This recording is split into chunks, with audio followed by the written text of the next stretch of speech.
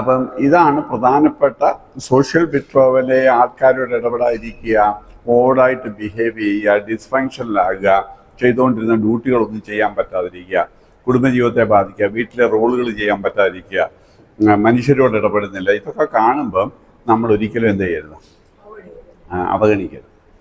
പക്ഷെ നമ്മുടെ ആൾക്കാർ പലരും എന്ത് ചെയ്യുന്നു, ഇത്തരം ബിഹേവിയറിനെ സ്വഭാവമായിട്ട് പെരുമാറി. അങ്ങനെ ഒരാൾക്ക് സ്വഭാവം അങ്ങനെ വരത്തില്ല. വരുമോ? ഇപ്പം കൊച്ചിലെ തൊട്ട് ഒരാളോട് ഇടപെടാത്ത ഒരാളാണെങ്കിൽ അത് സ്വഭാവം, അല്ലെങ്കിൽ ക്യാരക്ടറാണ്, അല്ലെങ്കിൽ അവരുടെ നേച്ചറാണ്. അതേസമയം മിണ്ടിക്കൊണ്ടിരുന്ന ഒരാൾ പെട്ടെന്ന് മിണ്ടാതെ വരുന്നാൽ നേച്ചറല്ല. അല്ലെങ്കിൽ മിണ്ടാത്ത ആൾ അങ്ങോട്ട് വാചകടി തുടങ്ങിയാൽ അങ്ങനെ ഒരു ദിവസം കൊണ്ട് ഒരാൾ വാചകടിക്കത്തില്ല. അവിടെയാണ് നമ്മൾ അവരവൻ്റെ ഒരു നാച്ചുറൽ താളം വിട്ട് പെരുമാറുമ്പോഴാണ് നമ്മൾ ശ്രദ്ധിക്കേണ്ടത്. അത് എല്ലാവരുടെയും താളം ഒന്നല്ല, ഒരാളുമായിട്ട് കമ്പയർ ചെയ്യണ്ട. അവനവൻ്റെ താളത്തിൽ നിന്നുള്ളൊരു വ്യതിയാനമാണ് നമ്മൾ എന്ത് ചെയ്യേണ്ടത്, കാര്യമായിട്ട് ശ്രദ്ധിക്കേണ്ടത്. ശരിയല്ലേ? മറ്റൊന്ന് നമ്മുടെ അഡിക്ഷനാണ്. നമ്മൾ വളരെ കോമൺ ആയിട്ട് നമ്മുടെ ഇവാഞ്ചലിസ്റ്റുകളൊക്കെ ഡീൽ ചെയ്യേണ്ട ഒരു പ്രധാന വിഷയം. ഈ ലഹരി ഉപയോഗിക്കുന്നവർ ലഹരി അഡിക്റ്റ് ഒന്നല്ല. നമ്മുടെ സമൂഹത്തിൽ ഇപ്പം 34% പേര്, 30% കേരളത്തിലെ പുരുഷന്മാരും 4% സ്ത്രീകളും മദ്യപിക്കുന്നവരാണ്. ഗവൺമെൻറ്റിൻ്റെ കണക്കനുസരിച്ച്, ഗവൺമെൻറ് കണക്കായത് പതി കൂടുതൽ കാണും. അപ്പം 34% ഉപയോഗിക്കുന്നവരിൽ ഒരു 20 തൊട്ട് 22% പേര് അഡിക്റ്റായിട്ട് മാറുന്നുണ്ട്. അപ്പം ഈ വസ്തുവിൻ്റെ സ്വഭാവം തന്നെ അഡിക്റ്റാണ്. പിന്നെ ഇവരുടെ ചില പ്രത്യേക പേഴ്സണാലിറ്റി നേച്ചറുള്ളൊരു ഫാമിലി ഹിസ്റ്ററി ഓഫ് അഡിക്ഷൻ ഉണ്ടെങ്കിൽ, ഇപ്പം അപ്പന്മാരടിയാണെങ്കിൽ ഇവൻ അടിച്ച് തുടങ്ങിയാൽ പെട്ടെന്ന് അഡിക്റ്റാവും. ഞാൻ 35 വർഷം മുമ്പേ തുടങ്ങുമ്പോൾ എൻ്റെ ശരാശരി ആൽക്കഹോളിക്സ് 55 തൊട്ട് മേപ്പോട്ടുള്ളവരായിരുന്നു.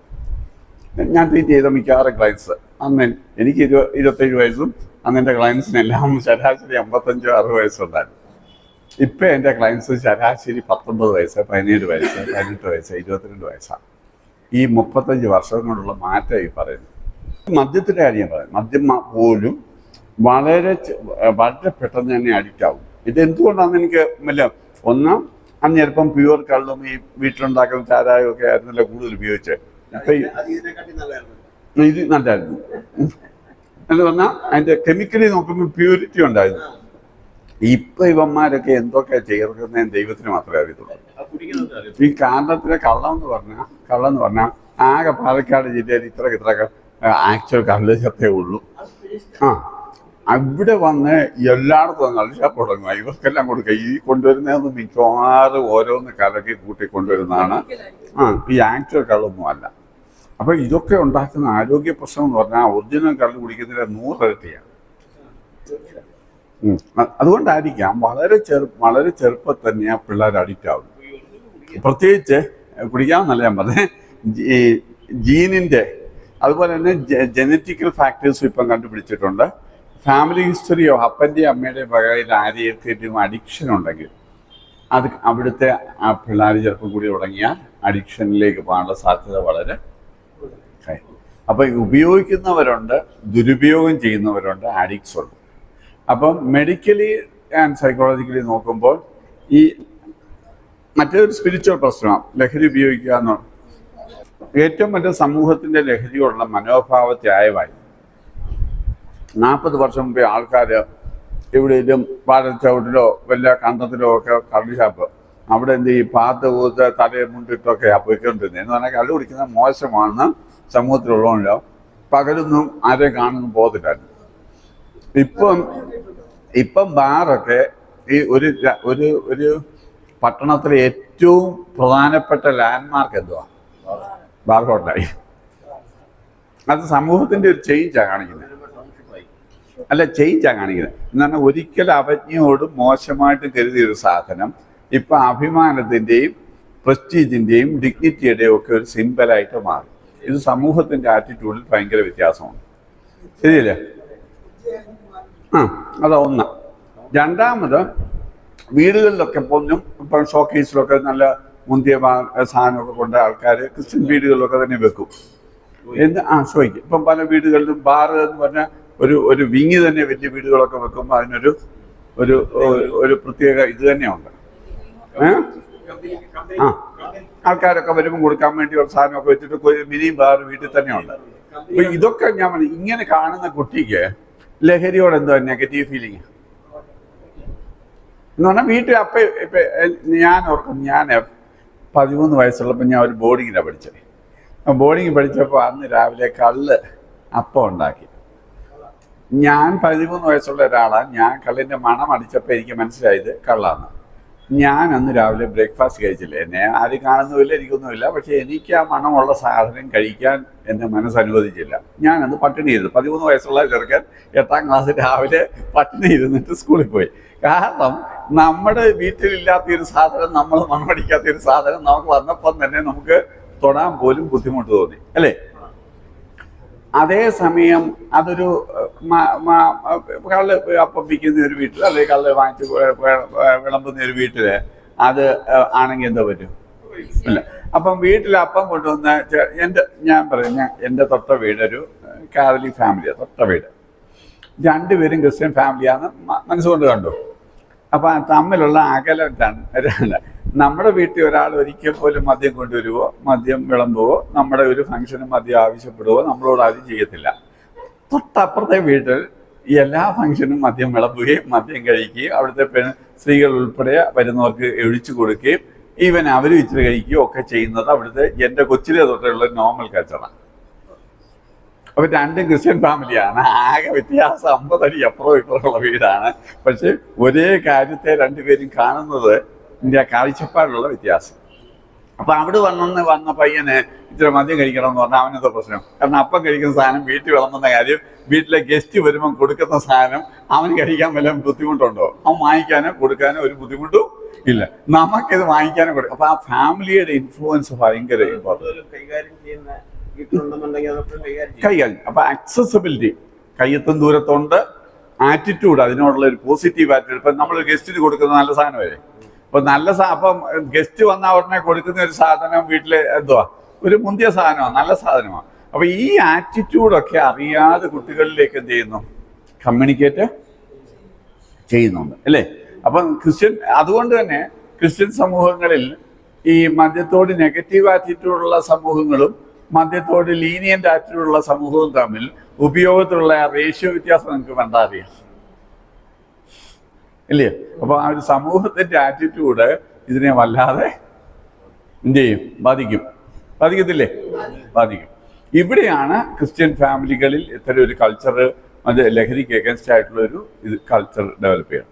ഒന്നാമത് ഈ സാധനം പെട്ടെന്ന് അഡിക്റ്റീവ് നേച്ചറുള്ളതാണ്. യൂണിവേഴ്സിറ്റി എന്ന് പറഞ്ഞാൽ ഇപ്പോൾ നമ്മുടെ ഗവൺമെൻറ് പ്രോഗ്രാമിന് തന്നെയാണ്. ഇവിടുത്തെ മൾട്ടിപ്പിൾ MNCകളെല്ലാം തന്നെ പാർട്ടി നടക്കുമ്പോൾ നമ്മുടെ പെൺപിള്ളേർ ഉൾപ്പെടെയുള്ള ഒരു പകുതി പേര് ഇപ്പം കഴിക്കുന്നവരാണ്. എനിക്ക് നമ്മുടെ പിള്ളേരൊക്കെ പഴയ കൾച്ചറൊന്നുമല്ല.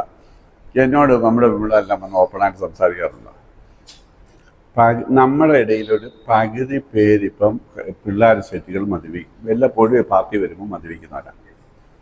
2 പേരും കൂടെ കഴിക്കുന്നവരാ. ഭാര്യയും ഭർത്താവും കൂടെ ഇരുന്ന് വീട്ടിൽ ഇരുന്ന് കഴിക്കുക, പാത്തൊന്നുമല്ല. ആ ഒരു കൾച്ചറിലേക്ക് നമ്മുടെ ഇടയിൽ തന്നെ അതിശക്തമായ മാറ്റമുണ്ട്. ഇതൊന്നും നമ്മുടെ സമൂഹം ഇപ്പോഴും ഒന്നും നടക്കില്ല. കാരണം ഇവരൊക്കെ ജോലി ചെയ്യുന്ന മിക്കവാറും MNCയിൽ പാർട്ടികളുണ്ട്, നൈറ്റ് പാർട്ടികളുണ്ട്. അതുകൊണ്ട് ആ കമ്പനി തന്നെ ഇത്തരം കാര്യങ്ങൾ പ്രൊവൈഡ് ചെയ്യുന്നുണ്ട്. അപ്പൊ ഇതിൻ്റെയൊക്കെ മധ്യത്തിൽ കഴിക്കാതിരിക്കണമെങ്കിൽ അതുപോലെ തറമട്ടം പിടിച്ചിരുന്നെങ്കിലേ പറ്റത്തുള്ളൂ. അല്ല, അതൊക്കെ നടക്കുകയൊക്കെ ചെയ്യും. അങ്ങനെ നിൽക്കുന്ന പിള്ളേരെ എനിക്കറിയാം. നല്ല തറമായിട്ട് നിന്ന് ഇതൊന്നും കഴിക്കാത്ത പിള്ളേരുണ്ട്. പക്ഷെ അത്രയ്ക്ക് തൻ്റെ ഇടമുള്ള ഒരു വ്യക്തിത്വം നമ്മൾ വളരെ ചെറുപ്പത്തിലെ ഉണ്ടാക്കിയെടുക്കണം. ഈ 17-18 വയസ്സിനകം, കാരണം 18 വയസ്സ് കഴിഞ്ഞാൽ പിള്ളേർ നമ്മുടെ കൂടെ ഇല്ല. പിന്നെ അവര് ഇവിടെ അവിടെയൊക്കെ പോയി ഇങ്ങനെ പോയിട്ട് വരുമ്പോൾ ഇപ്പം ഇല്ലില്ല, അവർ ഈ പാർട്ടികളിൽ മാത്രമേ കഴിക്കത്തുള്ളൂ. പക്ഷെ അങ്ങനെ കഴിക്കുന്നവരിലെ ഈ ടെൻഡൻസി, കാരണം ഈ സ്ട്രെസ് കൂടിയ ഒരു ലൈഫ് സ്റ്റൈലാണല്ലോ ഇപ്പം നമ്മുടെ. അത് ലൈഫിലെ ഏറ്റവും വലിയ മാറ്റം നമ്മൾ മലയാളി വളരെ ശാന്തമായി ജീവിച്ച ഒരു സമൂഹം, ശരിയല്ലേ? ഒരു സമൂഹം വളരെ ശാന്തമായി ജീവിച്ചിരുന്ന ഒരു സമൂഹമാണ്. സ്ട്രെസ് ഒന്നുമില്ല. അത് കൃഷിക്കാരല്ലായിരുന്നു. കൃഷി ഇറക്കുമ്പോഴും അല്ലാതെ വേറെ ഒരു തിരക്കും ഇല്ല. വളരെ ശാന്തമായിട്ടുള്ള ഇഷ്ടമായിട്ട് ജീവിച്ചിരുന്ന അവിടുന്ന് നമ്മുടെ ഇപ്പോഴത്തെ പിള്ളേരുടെ ലൈഫ് സ്റ്റൈലെന്ന് പറഞ്ഞാൽ എന്തുവാ? ഉറക്കമില്ല, ടൈംലെസ് ആയിട്ടുള്ള ജോബ്, ഓപ്പോസിറ്റ് ആയിട്ടുള്ള ഡ്യൂട്ടി, രണ്ടുപേരും ഒരാൾ രാത്രി പണിയുന്നു, ഒരാൾ പകപ്പണിയുന്നു, ഉറക്കമില്ല, ഇങ്ങനെ വല്ലാത്തമില്ല, ഫുഡ് സമയത്തില്ല, ഉറക്കമില്ല, ഇങ്ങനെ എല്ലാം താളം തെറ്റിയൊരു ജീവിതമാണ്. ഈ ജീവിതത്തിൽ സ്ട്രെസ്സസ് ഇഷ്ടം പോലെ ഉണ്ട്. ഈ സ്ട്രെസ്സിന് ലോകക്കാർ ചെയ്യുന്ന ഏറ്റവും വലിയ സ്ട്രെസ് റിലീസർ എന്തുവാ? രണ്ടെണ്ണം അടിച്ചിട്ട് കിടക്കുക. വളരെ കുറച്ച് പേരെയുള്ള ആരോഗ്യകരമായ സ്ട്രെസ് റിലീസിങ് സിസ്റ്റം. എക്സസൈസിന് പോവോ, കളിക്കാൻ പോവോ, മനസ്സ് തുറന്ന് സംസാരിക്കുന്ന കൂട്ടുകാരോ, അങ്ങനെയുള്ള ഇടയ്ക്ക് ഫാമിലി ട്രിപ്പ് പോവോ, ഇങ്ങനെ ആരോഗ്യകരമായ സ്ട്രെസ് റിലീസിങ് വേണം. കാരണം സ്ട്രെസ് ഇത്രയുമായിട്ട് അടിഞ്ഞു കൂടുമ്പോൾ അതിന് പോകാനുള്ള വാൽവുകളും വേണം. പക്ഷെ ഈ ആരോഗ്യകരമായ വാൽവുകളെ കുറിച്ച് നമ്മൾ സഭയിൽ ചർച്ച ചെയ്യുന്നുണ്ടോ? ഉണ്ട്. അത് ചർച്ച ചെയ്യുന്നില്ല. കാരണം അതേസമയം ദീസ് ആർ ഓൾ റിയാലിറ്റീസ്. മനസ്സിലായോ? അപ്പൊ നമ്മൾ ജീവിച്ച ജീവിതവുമായിട്ട് ഒരു ബന്ധവും ഇല്ലാത്ത ജീവിതമാണ് പിള്ളേര് ജീവിക്കുന്നത്. കാരണം രാത്രി 3 മണിക്ക് കിടന്നുറങ്ങുന്നു, രാത്രി ഉറക്കമില്ല, ഹോൾ നൈറ്റ് ഇരിക്കുന്നു. കാരണം മിക്കവാറും MNCs എല്ലാം വർക്ക് ചെയ്യുന്നത് ഇന്റർനാഷണലി. അപ്പൊ ഇവിടുത്തെ സമയം അവിടുത്തെ സമയം ഓപ്പോസിറ്റാണ്. അപ്പൊ എന്ത് ചെയ്യുന്നു? എന്നിട്ട് രാത്രി ഉറങ്ങത്തില്ല, പക കിടന്നുറങ്ങുമ്പോൾ രാവിലെ അപ്പോഴത്തേക്ക് പങ്കാളി അങ്ങ് പോകും. അപ്പൊ ഇവരെന്ത് ചെയ്യും? വെക്കത്തും കൊടുക്കത്തൊന്നുമില്ല. പിന്നെ വല്ല ഓൺലൈനിൽ നിന്ന് ഓർഡർ ചെയ്ത് എന്തെങ്കിലും ഒന്ന് കടിച്ചോ കുടിച്ചിട്ട് അവിടെ കിടന്ന്. അപ്പൊ ഇങ്ങനെയൊക്കെയുള്ള ഒത്തിരി പ്രശ്നങ്ങൾ നമ്മുടെ അപ്പൊ സ്ട്രെസ്സസ് ഒത്തിരി കൂടി ആരോഗ്യകരമായ സ്ട്രെസ് റിലീസിങ് ഇല്ലാത്തപ്പോൾ ലോകം കാണുന്ന പെട്ടെന്നൊരു സ്ട്രെസ് റിലീസർ എന്തുവാ? രണ്ടെണ്ണം അടിക്കുക. പക്ഷെ ഈ ഇതിനുള്ള പ്രശ്നം എന്ന് പറഞ്ഞാൽ, അഡിക്ഷൻ്റെ ഉള്ള പ്രശ്നം, ഇത് 2 പേർക്ക് ആദ്യം കഴിക്കുമ്പോൾ കിട്ടുന്ന എഫക്റ്റ് കുറച്ച് കഴിയുമ്പോൾ കിട്ടത്തില്ല. അതിനെയാണ് ബോഡി ടോളറൻസ് എന്ന് പറഞ്ഞാൽ. അഡിക്റ്റ് ആയിട്ട് പോകുന്നതിൻ്റെ ഒന്നാമത്തെ ലക്ഷണം ബോഡി ടോളറൻസ് കൂടുക. സെയിം ക്വാണ്ടിറ്റിക്ക് സെയിം എഫക്റ്റ് കിട്ടത്തില്ല. That's the first sign of ഒരാൾ അബ്യൂസറിൽ നിന്ന് അഡിക്ഷനിലേക്ക് പോകുന്നതിൻ്റെ ഒന്നാമത്തെ സൈൻ. സെയിം ക്വാണ്ടിറ്റിക്ക് സെയിം എഫക്റ്റ് കിട്ടത്തില്ല. അപ്പൊ അത് കഴിയുമ്പോൾ ഇങ്ങനെ ഇൻക്രീസ് ചെയ്തുകൊണ്ടിരിക്കും ക്വാണ്ടിറ്റി. ഈ ക്വാണ്ടിറ്റി ഇൻക്രീസ് ചെയ്ത് തുടങ്ങിക്കഴിഞ്ഞാൽ നമ്പർ ഓഫ് ടൈംസ് കൂടും. അപ്പം ഒരു പ്രാവശ്യമായിട്ട് അടിക്കത്തില്ല, പല പ്രാവശ്യം അടിക്കും. ഓരോ പ്രാവശ്യം അടിക്കുമ്പോൾ അതിന് 3-4 മണിക്കൂർ കഴിയുമ്പോൾ അതിൻ്റെ കിക്ക് കഴിയും. അപ്പൊ അടുത്ത കഴിക്കുക. അപ്പൊ ഈ റൗണ്ട് ദ ക്ലോക്ക് ഇങ്ങനെ അടിച്ചുകൊണ്ടിരിക്കും. ഈ അടി തുടങ്ങിക്കഴിഞ്ഞാൽ പിന്നെ കുടിക്കാതിരിക്കുമ്പോഴുമുള്ള പ്രധാനപ്പെട്ട പ്രീ ഓക്കുപ്പേഷനാണ് അടുത്തത് എവിടുന്ന് സംഘടിപ്പിക്കാം, അടുത്ത ഉണ്ടോ, ഇതിനെക്കുറിച്ചുള്ള ചിന്തയായി. എന്ന് പറഞ്ഞാൽ ഒരിക്കലും മറ്റേ ആണ്ടിൽ വർദ്ധിക്കും മാത്രം, ഉത്സവത്തിനും പ്രധാന ദിവസവും മാത്രം ചിന്തിച്ച വിഷയം പിന്നെ മാസത്തിൽ ചിന്തിക്കുന്ന വിഷയമായി, പിന്നെ ആഴ്ച ചിന്തിക്കുന്ന വിഷയമായി, പിന്നെ എല്ലാ ദിവസവും വൈകിട്ട് ചിന്തിക്കുന്ന വിഷയമായി, പിന്നെ വൈകുന്നേരം വരെ നോക്കിയിരിക്കാൻ സമയമില്ല. ഉച്ചയാകുമ്പോൾ തന്നെ കുടിക്കാതിരിക്കുമ്പോഴും ഓഫീസിൽ നിന്ന് ഇറങ്ങണം, ഇനി പോയി കഴിക്കണം. ഇതൊരു പ്രീ ഓക്കുപ്പേഷൻ ആകും. ഇതാണ് അഡിക്ഷൻ്റെ രണ്ടാമത്. എന്ന് പറഞ്ഞാൽ മനസ്സും ഇതേ ചുറ്റിപ്പറ്റി ചിന്തിക്കാൻ തുടങ്ങി. മൂന്നാമത്തെ ലക്ഷണം നിർത്തുമ്പോൾ അസ്വസ്ഥത. കാരണം ഈ ഡോപ്പാമിൻ ലെവൽ പെട്ടെന്ന് കൂടും. തലച്ചോറിലെ ഡോപ്പാമിൻ ലെവൽ പെട്ടെന്ന് കൂടും. ഇപ്പം നമ്മളൊരു കൊട്ടാരക്കര ഇറങ്ങി നല്ലൊരു ചാപ്പാട് അടിച്ചാൽ, നല്ലൊരു ബിരിയാണി കഴിച്ചത് ഇത് ഭയങ്കര പിടിച്ചെങ്കിൽ 300 യൂണിറ്റ് ഡോപ്പാമിൻ കൂടിയാൽ നിങ്ങൾ ഒരു 3 പേക്ക് അടിച്ചാൽ 3000 ഡോപ്പാമിനാണ് കൂടുന്നത്. ഇപ്പം ഈ 300 അടിച്ച ഹോട്ടൽ നാളെ കാണുമ്പോൾ എന്താ ചെയ്യും? ഇന്നലെ നല്ല ബിരിയാണി ആയിരുന്നു, ഇന്ന് അവിടുത്തെ കഴിക്കാന്ന് പറഞ്ഞാൽ കയറുമില്ല. അപ്പൊ 300 അത്രയും ക്രേവിങ് തരാമെങ്കിൽ 3000 എന്തുമാത്രം ക്രേവിങ് തരാമെന്ന് നിങ്ങളൊന്ന് ആലോചിച്ച് നോക്കി. എന്ന് പറഞ്ഞാൽ അത്രയ്ക്ക് ഇന്റൻസ് ഫീലിംഗ്. അപ്പൊ അത് കുറയുമ്പോൾ ഇത് താന്ന് പറഞ്ഞ ബ്രെയിൻ നമ്മളോട് ആവശ്യം. ആദ്യം സാധനം നമ്മളെ ആകർഷിക്കും, പിന്നെ ബ്രെയിൻ ഇതിനു വേണ്ടി അന്വേഷിക്കാൻ തുടങ്ങും. കാരണം ബ്രെയിൻ ഇത് വേണം, ഇന്നാളെ തന്നെ അനുഭവം ഒന്നുകൂടെ താഴെന്ന് പറഞ്ഞ് നമ്മുടെ ബ്രെയിൻ ഇങ്ങനെ നമ്മളെ നിർബന്ധിക്കാൻ തുടങ്ങും. നിർബന്ധിക്കാൻ തുടങ്ങുമ്പോൾ നമ്മൾ എന്ത് ചെയ്യും? പോയി കഴിക്കാൻ തുടങ്ങും. ഇങ്ങനെയാണ് അഡിക്ഷൻ ഡെവലപ്പ് ചെയ്യുന്നത്. അപ്പോൾ അഡിക്ഷൻ്റെ ഒന്നാമത്തെ അപ്പോഴത്തേക്ക് അത് കടുത്തില്ലെങ്കിൽ ഭയങ്കര റെസ്റ്റ്ലെസ്നെസ്, കോൺസെൻട്രേഷൻ കിട്ടുന്നില്ല, ഉറക്കം കിട്ടുന്നില്ല. കാരണം നാച്ചുറലി ഉള്ള ഉറക്കം അങ്ങനെ ചെയ്യും. ഇൻഡ്യൂസിങ് സബ്സ്റ്റൻസ് ഉപയോഗിച്ച് ഉറങ്ങി ഭയങ്കര സാധനം ചെന്നില്ല, ഇപ്പോൾ ഉറങ്ങത്തില്ല. അപ്പോൾ നാച്ചുറൽ ഉറക്കം അങ്ങ് പോകും. അത് ചെറിയ തോതിൽ. അപ്പോൾ ചായക്ക് ഉണ്ടാകുന്ന ഇപ്പോൾ കാപ്പി എല്ലാ ദിവസവും രാവിലെ കുടിക്കുന്ന ആൾക്കൊരു കാപ്പി കിട്ടിയില്ലെങ്കിൽ ഒരു അസ്വസ്ഥത, അതൊരു 100-200 യൂണിറ്റ് ആണെങ്കിൽ അത് മദ്യം കിട്ടിയില്ലെങ്കിൽ 3000 യൂണിറ്റ് ആണെന്ന് ഓർക്കണം. അപ്പോൾ കാപ്പി കിട്ടാന്നതിൻ്റെ ഒരു 100 ഇരട്ടി വലിയ സിംറ്റമാണ് അവരനുഭവിക്കുന്നത്. അതാ ഈ രാവിലെ വെരുകി വിട്ടുന്ന പോലെ എന്ത് ചെയ്യുന്നത്, പോയി തുറപ്പിച്ച് ക്യൂ നിന്ന് തുറപ്പിച്ച് രാവിലെ പോക്കൊക്കെ കാണണം. നിങ്ങൾ ബെവറേജിൻ്റെ ഒക്കെ അടുത്തൂടെ പോകുമ്പോൾ ഈ 5 മണിയൊക്കെ ജോലി കഴിഞ്ഞ് പോകുന്ന പറഞ്ഞാൽ ബ്രീത്തിങ് കിട്ടാത്ത പോലെ പോകുന്ന പോലെ ചാടിപ്പോകുന്നത്. കാരണം അത്രയ്ക്ക് അവരെ അതെന്ത് ചെയ്യും, ശരീരം ഇവരെ ഇതിനു വേണ്ടി പ്രേരിപ്പിക്കും. ഈ ഒരു ഗതികേട്, അതൊരു ഗതികേടാണ്. എന്ന് പറഞ്ഞാൽ ഇത് എനിക്ക് പ്രാഗിക്കൊണ്ട് വിഷമിച്ചുകൊണ്ട് കരഞ്ഞോണ്ട് കുടിക്കുന്നവരുണ്ട്. കാരണം കുടിക്കരുതെന്ന് ഭയങ്കര ആഗ്രഹമുണ്ട്, പക്ഷേ സമയമാകുമ്പോൾ കുടിക്കാതിരിക്കാൻ പറ്റത്തില്ല. അപ്പൊ അതിനാണ് ഡി അഡിക്ഷൻ ചെയ്യുന്ന എന്താ, ശരീരത്തിലുള്ള രക്തം ഈ വിട്രോവൽ വരുമ്പം അവര് കുടിക്കുന്നവരെ കുടിച്ചാണ് ഇത് മാനേജ് ചെയ്യുന്നത്. കുടിച്ചാൽ എത്ര നേരത്തെ മാനേജ് ചെയ്യും? 3 മണിക്കൂറത്തെ കഴിയുമ്പോൾ അല്ലെങ്കിൽ 4 മണിക്കൂർ കഴിയുമ്പോൾ പിന്നെയും അനുഭവം വരും. അപ്പൊ അടുത്തതിനും പോകും. അപ്പൊ ഇങ്ങനെ കുടിച്ചൊരിക്കലും ഇതിൽ നിന്ന് ഇവർക്ക് രക്ഷപ്പെടാൻ പറ്റത്തില്ല. അതിനാണ് നമ്മൾ മരുന്ന് കൊടുത്തിട്ട് ആ സിംറ്റത്തെ മാനേജ് ചെയ്യുന്നത്. അപ്പൊ ആ സമയത്ത് കിട്ടാത്ത ഒരു സ്ഥലത്ത് ഇരുന്നുകൊണ്ട് ഈ വിട്രോവൽ വരും, ഉറക്കമൊന്നുമില്ല, റെസ്റ്റ്ലെസ് ഒക്കെ വരും. അപ്പോൾ അതിനുള്ള മെഡിസിൻ കൊടുത്താൽ എന്ത് ചെയ്യും? അതങ്ങ് ശാന്തമാകും. അപ്പോൾ ഒരു 10-15 ദിവസത്തെ ബുദ്ധിമുട്ട് കഴിഞ്ഞാൽ വലിയ ബുദ്ധിമുട്ടില്ല. പിന്നെ ഇല്ലെങ്കിലും കുഴപ്പമില്ല. പിന്നെ ഉള്ളതെന്ന് പറഞ്ഞാൽ ഇവർക്ക് ഫസ്റ്റ് പെഗ് കഴിക്കാൻ പറ്റില്ല. കാരണം ആ ട്രീറ്റ്മെൻറ്റ് റിസൾട്ട് ആ ഫസ്റ്റ് പെഗ് വരേ ഉള്ളൂ. 1ാമത്തെ പെഗ് അടിച്ചാൽ 2ാമത്തെ പെഗിൻ്റെ മേലെ ഒരു കൺട്രോളും ഇല്ല, ഓടിപ്പോക്കളെ. അപ്പം ഫസ്റ്റ് പെഗ് കഴിക്കാതിരിക്കാൻ അപ്പം പിന്നെ നമ്മൾ സൈക്കോളജിക്ക് ഹെൽപ്പ് കൊടുക്കുന്നത് എന്താ? Avoid the first peg. ഇന്നത്തെ ദിവസം 1ാമത്തെ പെഗ് കഴിക്കത്തില്ല. അതിനുള്ള ടെംപ്റ്റേഷൻ വരുമ്പോൾ അങ്ങനെ ദൈവാശ്രയത്വത്തിൽ മാറ്റി വെക്കാൻ പഠിച്ച് അവസാനം ലഹരി ഇല്ലാത്ത ഒരു ലൈഫ് സ്റ്റൈലിലേക്കും. അപ്പോൾ ലഹരി ഇല്ലാത്തപ്പോൾ സ്ട്രെസ് വരും. അപ്പം പണ്ട് കുടിക്കാമായിരുന്നു, ഇപ്പം കുടിക്കാൻ പറ്റത്തില്ല. അപ്പോൾ സ്ട്രെസ് വേറെ വിധത്തിൽ മാനേജ് ചെയ്യണം. കൂട്ടുകാർ മാറണം. കുടിക്കുന്നവന്മാരെ കണ്ടു കഴിഞ്ഞാൽ അമ്മമാർ നമുക്ക് ഷെയർ ഇടണ്ടെന്ന് ചോദിച്ചുകൊണ്ടിരിക്കുക. അമ്മമാർ തമ്മിൽ പോയാൽ അമ്മമാർ നിർബന്ധിക്കും. അപ്പോൾ കുടിക്കാത്ത സുഹൃത്തുക്കളെ കണ്ടെത്തണം, വേറെ കൂട്ടായ്മകൾ നമ്മൾ കൊടുക്കണം. കൊടുത്തില്ലെങ്കിൽ എന്ത് ചെയ്യും? ഇവൻ പഴയ സുഹൃത്തുക്കൾ തമ്മിൽ പോകും, അവൻ വിളിച്ചോണ്ട് പോയി ചെയ്യും. അപ്പോൾ ഇവർക്ക് അവരുടെ ലൈഫ് സ്റ്റൈലും ഫ്രണ്ട്ഷിപ്പും മൊത്തം കാര്യങ്ങൾക്കും അടിസ്ഥാനപരമായൊരു മാറ്റം ഉണ്ടാകണം. ലഹരിയെ ആശ്രയിക്കുന്നിടത്തുനിന്ന് വീണ്ടും ദൈവാശ്രയത്തിലേക്ക് ആരോഗ്യകരമായ മറ്റു ബന്ധങ്ങളിലേക്കും പോകണം, മറ്റ് റിലീസിങ് സിസ്റ്റത്തിലേക്കും പോകണം. അതുണ്ടായി കഴിഞ്ഞില്ലെങ്കിൽ എന്താ പറ്റും? വീണ്ടും അവർക്കറിയാവുന്ന പഴയ മെത്തേഡിലേക്ക് തന്നെ. ഇതാണ് അതിൻ്റെ ഗുളിക മരുന്ന് കൊണ്ട് മാത്രം പറ്റത്തില്ല. അവരെ ലൈഫ് സ്റ്റൈലും ജീവിതവും മാറ്റി എടുക്കണം. മാത്രമല്ല ഇത് കുടിക്കുന്നവരെ കുടുംബങ്ങൾ മൊത്തം ഡിസീസിലാണ്. നമ്മൾ കുടിക്കുന്നില്ലെന്ന് ഒഴിച്ച് ഭാര്യയും ഭർത്താവും തമ്മിൽ യാതൊരു വ്യത്യാസവുമില്ല. കരൾ രോഗം ഒഴിച്ച് ബാക്കി എല്ലാ രോഗവും അവർക്ക് 2 പേർക്കും ഉണ്ട്. കാരണം ഒരുത്തൻ കുടിച്ചിട്ട് രാത്രി ഉറങ്ങിയില്ല. കുടിക്കാത്ത ആളിന് ഉറങ്ങാൻ പറ്റുമോ? കുടിച്ച ആൾ വന്നിട്ട് കീച്ചിട്ടിട്ട് പോയി ഒന്നും കഴിച്ചില്ല, കുടിക്കാത്ത ആൾ കഴിക്കുമോ? ഇല്ല. അപ്പോൾ എന്താ? കുടിച്ച ആളും കഴിച്ചില്ല, കുടിക്കാത്ത ആളും കഴിച്ചില്ല. കുടിച്ച ആൾ ഉറങ്ങിയില്ല, കുടിക്കാത്ത ആളും ഉറങ്ങിയില്ല. ഇങ്ങനെ തന്നെയല്ല മെൻ്റൽ ഹെൽത്ത് പലപ്പോഴും കുടിക്കുന്ന ആളിനേക്കാളും മോശം വീട്ടിലുള്ളവരെ. കാരണം കുറച്ചുകൂടെ കഴിയുമ്പം ഇവരാകെ അപ്സെറ്റ് ആവും. കാരണം പ്രത്യേകിച്ച് ഭാര്യമാരെ ഫിനാൻഷ്യലി ഇൻഡിപെൻഡൻ്റ് ഒന്നും അല്ലെങ്കിൽ ഭർത്താക്കന്മാരെ മാത്രം ആശ്രയിച്ച് ജീവിക്കുന്നിടത്ത് എന്ത് ചെയ്യും? ഇദ്ദേഹം വന്നിട്ട് വേണം അരി വെക്കാൻ, പിള്ളേരെ കാര്യം നോക്കാൻ. അദ്ദേഹം ഉത്തരവാദിത്വം ഇല്ലാതാകും തോറും സ്ത്രീകൾക്ക് ഭയങ്കര ആശങ്ക വരും. ഇവർ പക മുഴുവൻ ഇരുന്ന് ആലോചിക്കും, ചേട്ടൻ പോയിട്ടുണ്ട്, എങ്ങനെ വരുമോ, ഏത് പരുവത്തി വരുമോ, ഇന്നലത്തെ പരുവത്തി ഇതാ. ഇവർ ആലോചിച്ച് അസിഡിറ്റി ഉണ്ടാകും, പുള്ളി കുടിച്ച് അസിഡിറ്റി ഉണ്ടാകും, ഇവിടെ ആലോചിച്ച് അസിഡിറ്റി ഉണ്ടാകും. അപ്പം വ്യത്യാസമുണ്ട്. 2 അസിഡിറ്റി, ഒരാൾ കുടിച്ച് അസിഡിറ്റി ഉണ്ടായി, ഒരാൾ പുള്ളിയെക്കുറിച്ച് ചിന്തിച്ച് അസിഡിറ്റി ഉണ്ടാക്കി. മാത്രമല്ല മാനസികാവസ്ഥയിലും ഇവരാ മോശം. കാരണം ഇപ്പോൾ ഉദാഹരണം, ഒരാളും കൊണ്ട് കുടിച്ച് പോയി വിവരമില്ലാതെ അങ്ങോട്ട് ഉരിഞ്ഞു പോയി ഒരു പബ്ലിക്കിൽ നിന്നു.